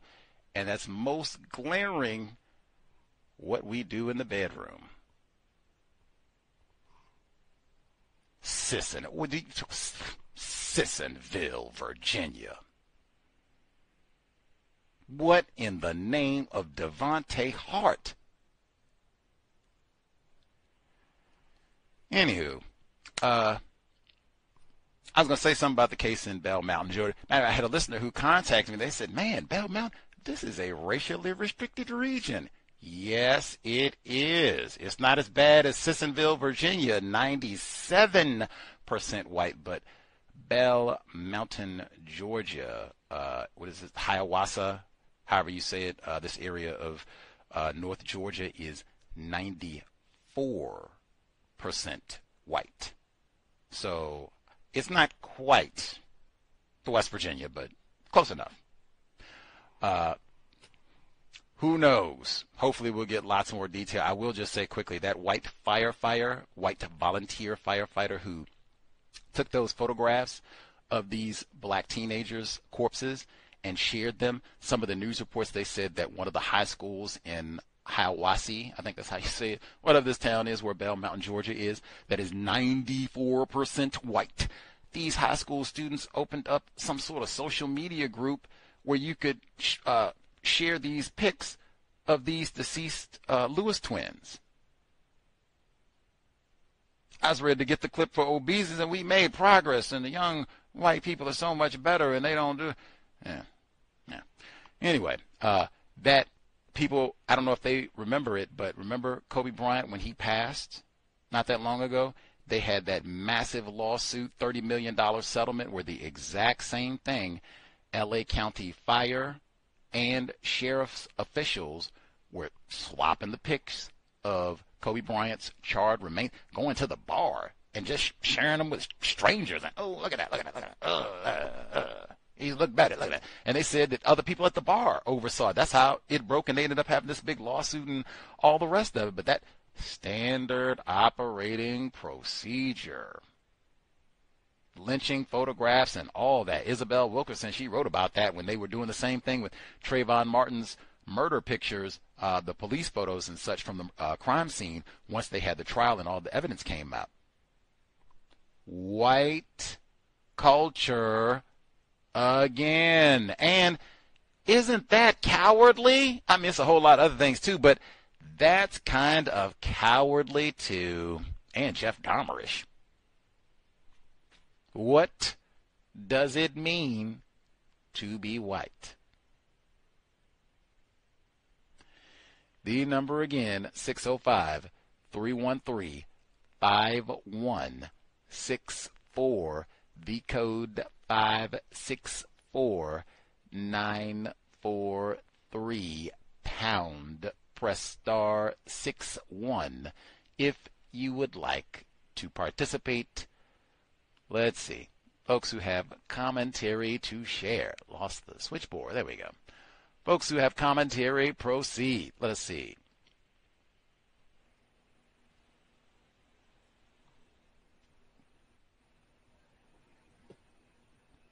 Hello? Previously mentioned, black female caller in Georgia. How far are you from Bell Mountain, if I may ask? I looked at the map. I'm pretty far. I'm in central Georgia. It looks like, based on the map, that's like maybe the border of Tennessee, North Carolina is all the way up there. I might have been up there because I went to Gatlinburg one time on vacation. So I drove up. That's not a place. It doesn't look like a place I want to go because on the way going, I remember going through a town that had proud Confederate flags and stuff around. So let me hurry and drive around out of here. And it was daytime. I was like, oh. So no, I don't know if I will go there. I don't. Didn't seem dark friendly, I guess. I don't know. Just kept it moving. So, and I did see that last week, that story. I didn't really believe it. Then I saw a little bit about, I thought it was like a suspect, but I guess it was the person taking pictures. I don't know. Something about that just still doesn't, I don't believe that happened. I wasn't there. Of course, I wasn't there. I don't know. So I feel for the family in that. The first, I guess the earliest story about the students, the student musicians, I'm glad that young lady, she sounded black. I don't remember. I guess I could look it up because I think it was on 60 Minutes. And I'm sure they have the story online. I'm glad she was very proud of her talents and that she studied hard to do that. I know music, if it's something, I'm not saying I should be in music. Of course, we have enough musicians, rappers, whatever. But you do learn discipline because you have to practice and be very diligent in that. And that's a skill that you can apply to another area in life. So if you have children, you can afford, I guess, to get them an instrument just to learn discipline. And, you know, if they're going to be a doctor, well, they use robots for surgery now, but something with hand dexterity, you know, I think that would be a good idea. If not, you know, for the music part itself, but, you know, learning other things in music commonly involves fractions, so you know, sharpen your math skills as well. So I'm all for music and art because you have to apply some of those, you know, science for colors and art and things like that. So I'm all for that because you can, you know, work on those areas together. So I was, you know, pleased to hear that they were able to play and more people were able to see them and their talents and things like that. About the changes, I didn't hear a lot about, well, some things about the health and disparities and Doge. I know there was something about that. That's just, you know, if you didn't know that you had to, you know, work diligently in whatever area, you know, if counter racism, that should be, you know, important to us. But if it's not, if you're just being a doctor, good fire person, teacher, whatever it is, really go out and be the best that you can in that area. Like you said, we really don't have time to deal with foolishness and things like that. I try to do that, you know, on my job. And when we have issues, try to confront them. And, you know, you're going to have to, I think I keep saying this over and over. And I think I had to tell my manager, my white manager, I'm like, stay strong. Hang in there. It's rough. You know, it's bad when you have to counsel, I guess, the white manager to stay strong. You know, I need you to stay strong so I can get my maximum bonus. That's what I say in my mind. Of course, I'm going to say that to him. But I need you to pull it together so I can get what I need to get. But it's rough all around. And, you know, this is a time where I would say misery does not love company. I think Black people, we've known how to deal in tough times. I think that's all it seems like that's all we've had. and the other people are realizing that, yes, there are problems, and they expect us to save them, but we really need to focus on ourselves. You know, we're the only group that seems to really care about other people, even with the stories. You know, I don't know if I will go on an Asian-focused show and hear about Black people, or an indigenous show, or any other show, and hear about the plights of other people. So I really think it's time to kind of focus on ourselves and what we need to do. And I do believe in, you know, being with anybody, whether they're Black, non-Black, white, non-white, only if it's constructive, because you need to take your time, focus, and do the things you need to do, and then meet up with other people only for constructive activities or to learn and grow, such as this program. Thank you. That's all. The resistance, much obliged. Not close to Bell Mountain, Georgia. Doesn't sound like she's looking to head out in that direction anytime soon. Yes, that segment was on 60 Minutes about the young musicians, so you can pick out the young lady that you think, Black, female, or I think everybody, all the little people that they talked to anyway were non-white. So yes, and I do encourage learning an instrument. I think white people know the value of that. That's why they have deliberately taken a lot of those music programs and such. That they talked about that in the segment. Deliberately took music programs out of a lot of these schools that Black people attended. We were reading Abraham Bolden's book yesterday, and he talked about going to being in classes, music classes, with Miles Davis at a young age, and that would be impossible now almost. If you rewind 60 years, you would have had a lot of Black children, maybe not at the skill level of Miles Davis, but you would have had a lot of Black children who could play musical instruments. We just lost Roy Ayers, extraordinary musician. A lot more difficult to have Black children with that sort of skill now because of white people's deliberate effort. Can't imagine that improving. Now we don't even have Department of Education. So let's see. Other folks who dialed in, much obliged. The resistance. Other folks who dialed in with a hand up, proceed. Greetings, Mr. Renegade. Yes, sir. This is Fred Douglas. I too remember the child abuse cases in Ohio and West Virginia, and like you, I also confused them and thought there was one case, but then later learned it was two separate cases. Regarding the Cabrillo High School situation there, I might not have heard all of the presentation there from the news report, but it seemed to me that they were not specific in what racial slur these folks spelled out. So I didn't know if it was spook or spade or whatever. I did find another report that did say it was niggers. And in this report, I like the fact that it did mention that it was male and female students, none of whom were Black, to really clarify who exactly is involved, because there always is a lot of obfuscating. Well, I take that back. There definitely can be obfuscation in some of these news reports. I did want to ask, have you discussed Sam Nordquist on the program? No, sir. Okay. Sam Nordquist was tortured and murdered. Sam was a 24-year-old non-white individual with a white mother and a Black father. Nordquist was from Minnesota and identified as a trans man. He met a 38-year-old female named Precious Arzaga. She may be white, but I'm not certain of her racial classification. In pictures I've seen of her, she looks like she could be classified as white, but she would be a swarthier white person.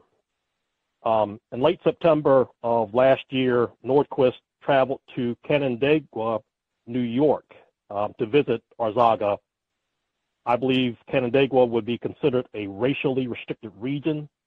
According to the U.S. Census, the town has a population of 10,480, and 88.2% of that population is classified as white, and 1.1% is classified as black. Nordquist was supposed to return to stay, was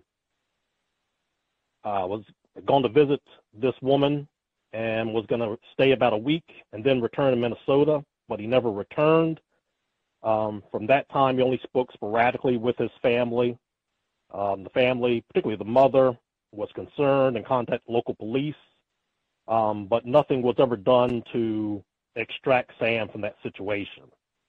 Now, from January 1st, 2025 to February 2nd, 2025, Nordquist stayed at what was called the Patty's Lodge in Canandaigua.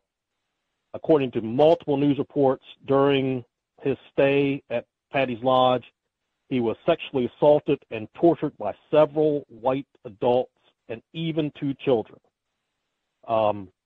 Prosecutors detailed that 7 people, including Nordquist's girlfriend, are accused of kicking, punching, starving, and sexually assaulting him and forcing him to consume feces, urine, and tobacco juice.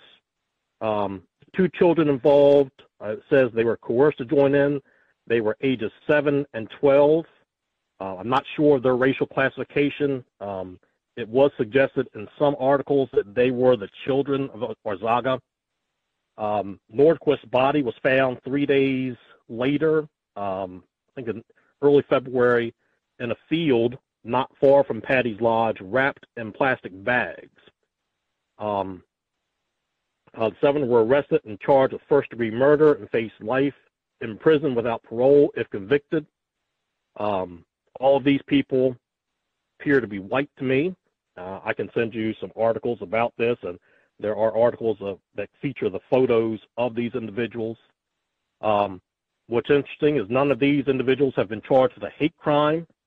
Part of the reasoning, according to one article, was that these individuals identify as LGBTQ, and this, it's not being charged with a hate crime, despite the fact that the New York State Police Captain Kelly Swift, who is the local commander overseeing the case, called Sam Nordquist's killing one of the most horrific crimes I have ever investigated. Most reports that I have read have not mentioned Nordquist's race, and have focused on, if they have focused on anything, it's the quote-unquote trans identity.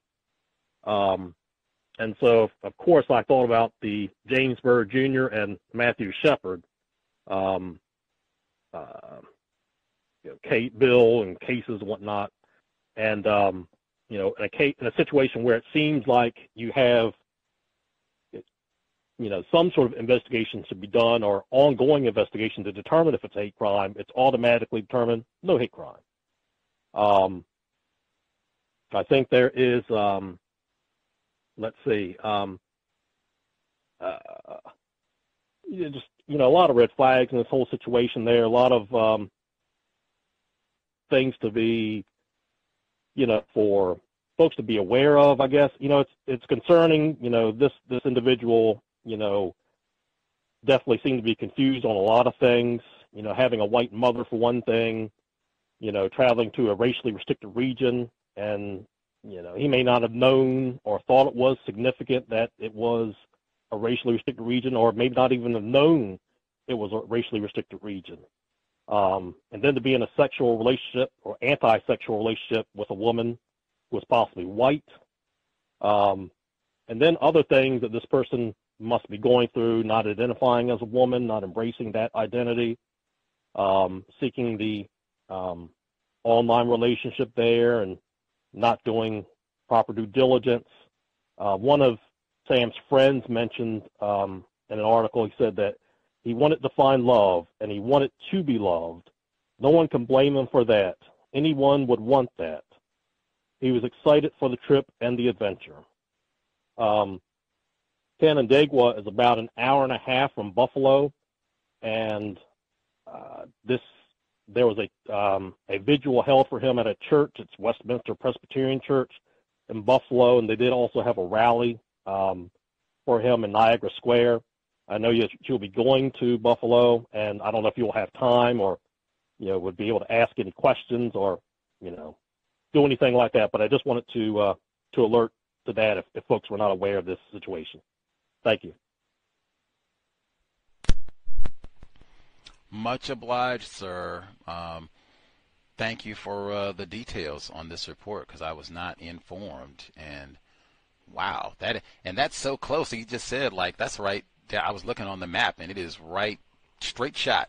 Like, all you have to do if you're in Buffalo, just go east, straight line, right down 20, straight line. They said about 90 minutes. I don't know, depending on how fast you drive, but can't be more than an hour and a half, looks like, at all, drive from Buffalo. Like, man, racially restricted. I think that whole part of New York State, like the western, even I think the central, because we had other folks who were saying, like, when they were closer to Conklin, where Peyton Gendron resides, that also racially restricted region. And I think that's more like in the central part. I have to get my New York State map out again, but I think that's more like in the central part of New York State.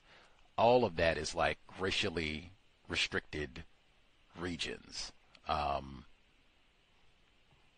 Man, I did not, I'm just prefacing, I did not think our caller was blaming the victim. We're all still learning, and victims, just assessing things that it seems maybe this person, maybe they didn't know. Sam Norquist maybe was not aware that, hey, I'm going to a racially restricted region.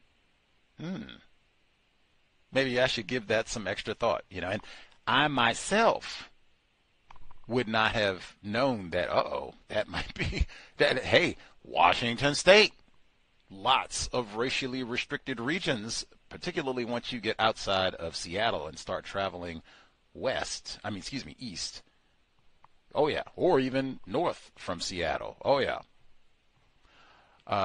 Maybe she didn't, maybe Sam Norquist was not aware that this might be a problem. Maybe even not aware we are in a system of white supremacy racism, going with all of these white people that maybe you are aware of them, maybe you know some of their history, and maybe you don't. Mr. Fuller talks about asking those 200 questions. Like, woo, I don't know if it's enough questions to ask for, make you feel safe and at ease about what might transpire in this sort of situation. But that is definitely something worth investigating. Buffalo is autumn of this year, so yeah, I have to look. That'll be something I can kind of pay attention to in the interim to see when are they going to have the court proceedings for all of even that. Like, why isn't this a hate crime? They did all that bragging, Joe Biden, didn't he? All that bragging. We finally got the anti-lynching legislation, and I do not recall one crime, not one, out of all the years that have passed. Not one of these crimes. They didn't even, Peyton Gendron, they didn't even pick that with the Goon Squad in Mississippi. Not one time. Somebody can think of a case, let me know. I'll stop being shiftless and retract. But I don't remember a single time. He said they didn't even label this case a hate crime. Man.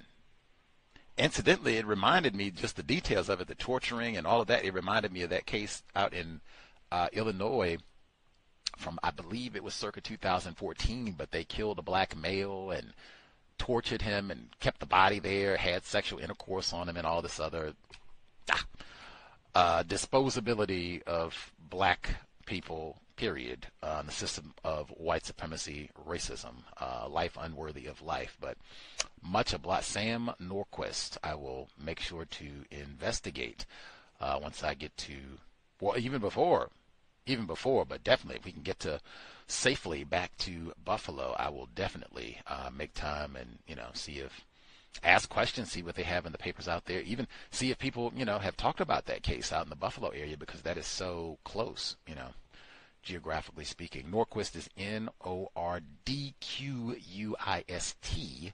People want to follow, investigate, get more details on what transpired with all of this. Man, thank you for sharing.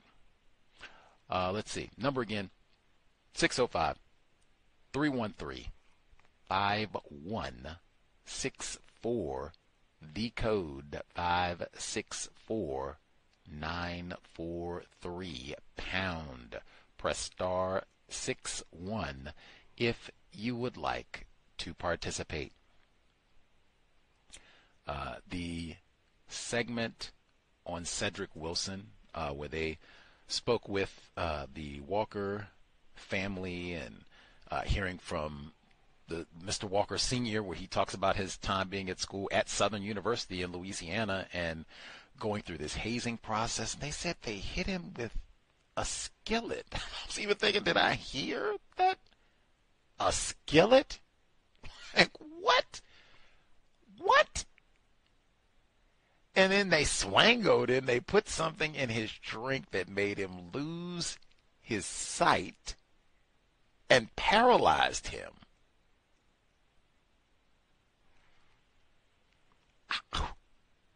And blinded him for life. Thankfully, he can move around again, but blinded him for life.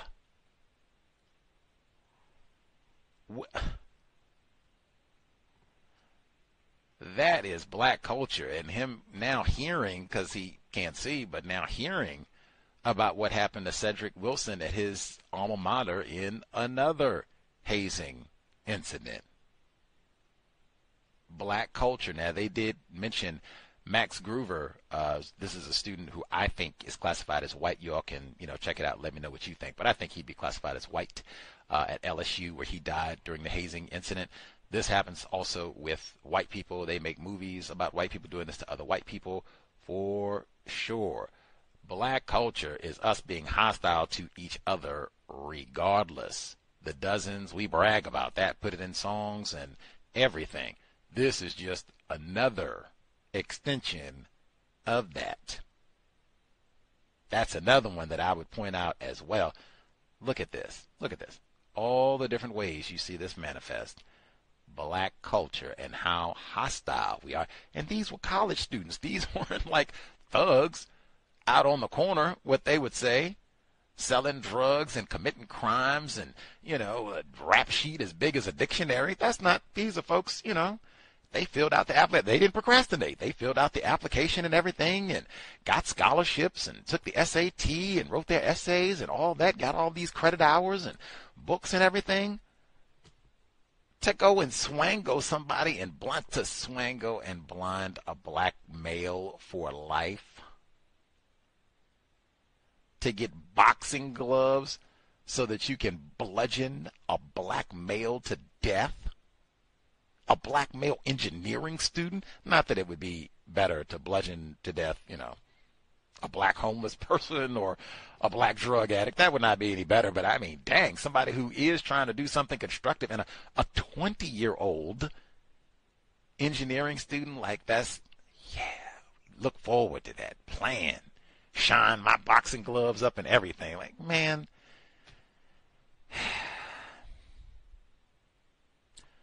Worthy of great pity. Even how we use our time and energy, not replacing white supremacy with justice. I'm excited to go and brutalize another black person. I'm excited to go and name call another black person. Maybe somebody will have a new iPhone so they can get a really crispy video we can put on TikTok of all this, which they probably had. They probably got that. Now, I hadn't even thought of that before. They probably have that. It's 2025. They video everything. You can't even sit down and eat dinner without. You got to pull out the phone. Wait a minute. They probably got video, unless they, we got to sanitize. We about to get in trouble. Delete. But they probably videoed the last few moments before they, killed Cedric Wilson.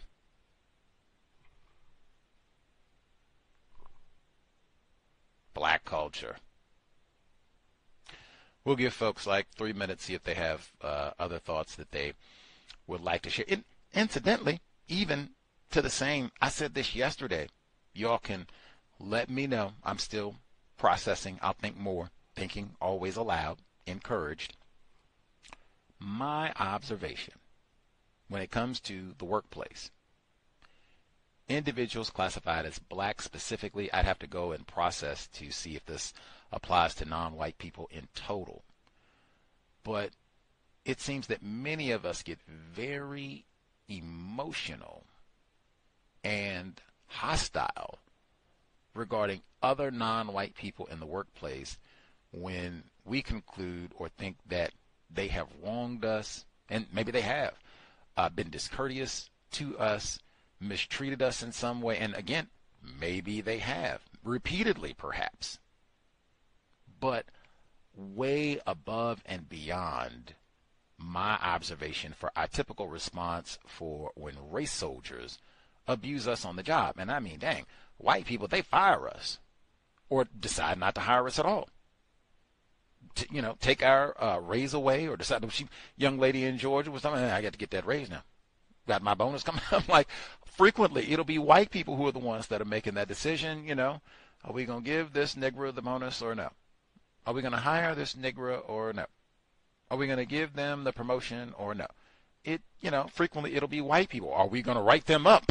No, it'll be someone classified as white making that decision, and I just do not. And I mean, now this is years of observation.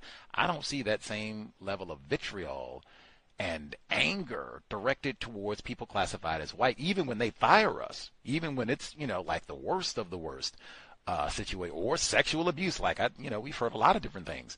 It is other people classified as black. And sometimes it could just be that they, were discourteous. They didn't fire us.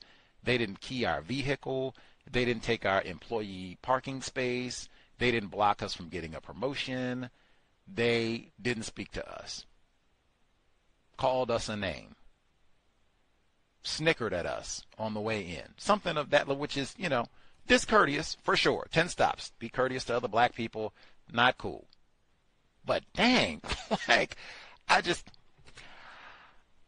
it makes me process, because I remember for years when we had neutralizing workplace racism on the compensatory call-in, to be the last 30 minutes, it would be so difficult. The vast majority of non-white people would just report their problems, conflict, vitriol towards other non-white employees. And I'd have to be like, dang, does anyone work with actual white people? Now if everybody just works with other non-white people, then okay, no problem. But I mean, really? Everybody just is angry with and hates all of their black coworkers. Meanwhile, the white people, the racists that you work with, that just, I don't know. That's like, I'm going to think about it to, see if that's just me. But I think I could pinpoint lots of different, anecdotes throughout. I'm not sure how you would be able to process this on a wider scale, but that is my general sense, that we tend to be a lot. I don't know if it's an expectation that the non-white person would be friendlier to us or courteous, or I don't know what's underlying all that, but it just seems like there's a lot more anger and hostility directed towards black people who we feel have wronged us in some way on the job, as opposed to the racists that we work with. Folks have thoughts on that one, or you can even think about it. Neutralizing workplace racism, Thursdays, 8 p.m. Eastern, 5 p.m. Pacific. Let us know, and or your own workplace triumphs, difficulties. We'll revisit this coming Thursday, as I will have had more time to process. Let's see. Let's double check, give one more sec, see if other folks have thoughts to share. Let's see. Oh, we got the articles too. Grant, if folks investigate what happened with Sam Nordquist, feel free to share. I know we have folks in the New York State area. Keep an eye out. Even why that would be. Why isn't this case being charged as what they call a hate crime? Why don't they break out that anti-lynching statute that President Biden bragged about? Have to talk about racism, white supremacy. I believe our male caller had said that they didn't seem like that they were making an emphasis on the racism component. It wouldn't. In fact, I would expect them to take the Matthew Shepard component of this and just make this an LGBTQ issue, even though I thought he said that the suspected race soldiers here, they are also LGBTQ. So I don't know. They still just might say it's LGBTQ on LGBTQ crime. They could see them doing that or whatever. Call it what it is. If you got a whole bunch of white people and they have terrorized and tortured, killed a black person, Sounds like what I am accustomed to hearing, system of white supremacy racism. And they sounds like even some trophy aspects to what happened here.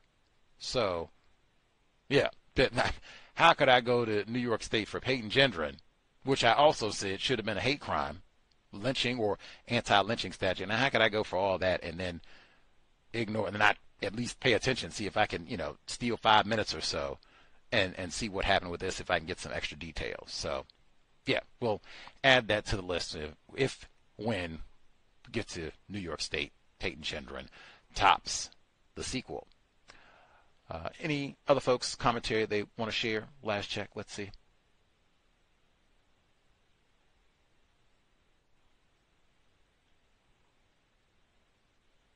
Grant, everybody satisfied? Didn't miss anyone? Cool. We will be here, Neutralizing Workplace Racism, Thursday. And then book club, we just started. Abraham Bolden's The Echo from Dealey Plaza. I didn't even want to read this book. Wow.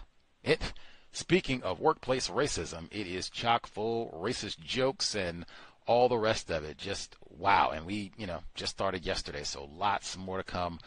The assassination of John F. Kennedy and his observations about, what took place. I think he even got to testify at the Warren Commission. I was going back and looking at some of the newspaper articles. Wow. Really looking forward to we are the biography kings. Love the biographies for many reasons, and this is our 4th biography in a row. Lots to learn, looking forward to it, and maybe we see if we get any interesting details from the JFK files that have been released this week, as people are kind of going through and getting information from all those thousands of pages, as we are spending some time reading about Mr. Abraham Bolden's time in the Secret Service. We'll see what they reveal. That's it. Much obliged for folks tuning in. Hopefully worthy of your Saturday evening, or if you are listening to the archives. Sobriety would be best. We need high-functioning brain computers to solve our problem, not folks who have been consuming alcohol and man, they got so-called March Madness. They have so many commercials and advertisements for liquor and all the rest of it, and Budweiser and all the beers and all that nonsense. Like, man, come on. These folks are not even old enough. They shouldn't even be drinking, or not even legally old enough to drink, many of the folks playing. And then they are under the age of 25, the vast majority of them, so their brain computer is still developing. They got a whole big book or books and studies about that. Like, whoa. Don't mess up your brain computer. If you are still young and immature, you don't need no wacky tobacco, and you don't need no liquor. Another one to share with offspring if you have them. All of that said, Creator, help me maximize my time and energy to replace white supremacy with justice ASAP. Help me to stop wasting non-white people's time and energy, including my own. Minimize contact, minimize conflict. Stop name-calling black people. Stop being discourteous to black people. Stop gossiping.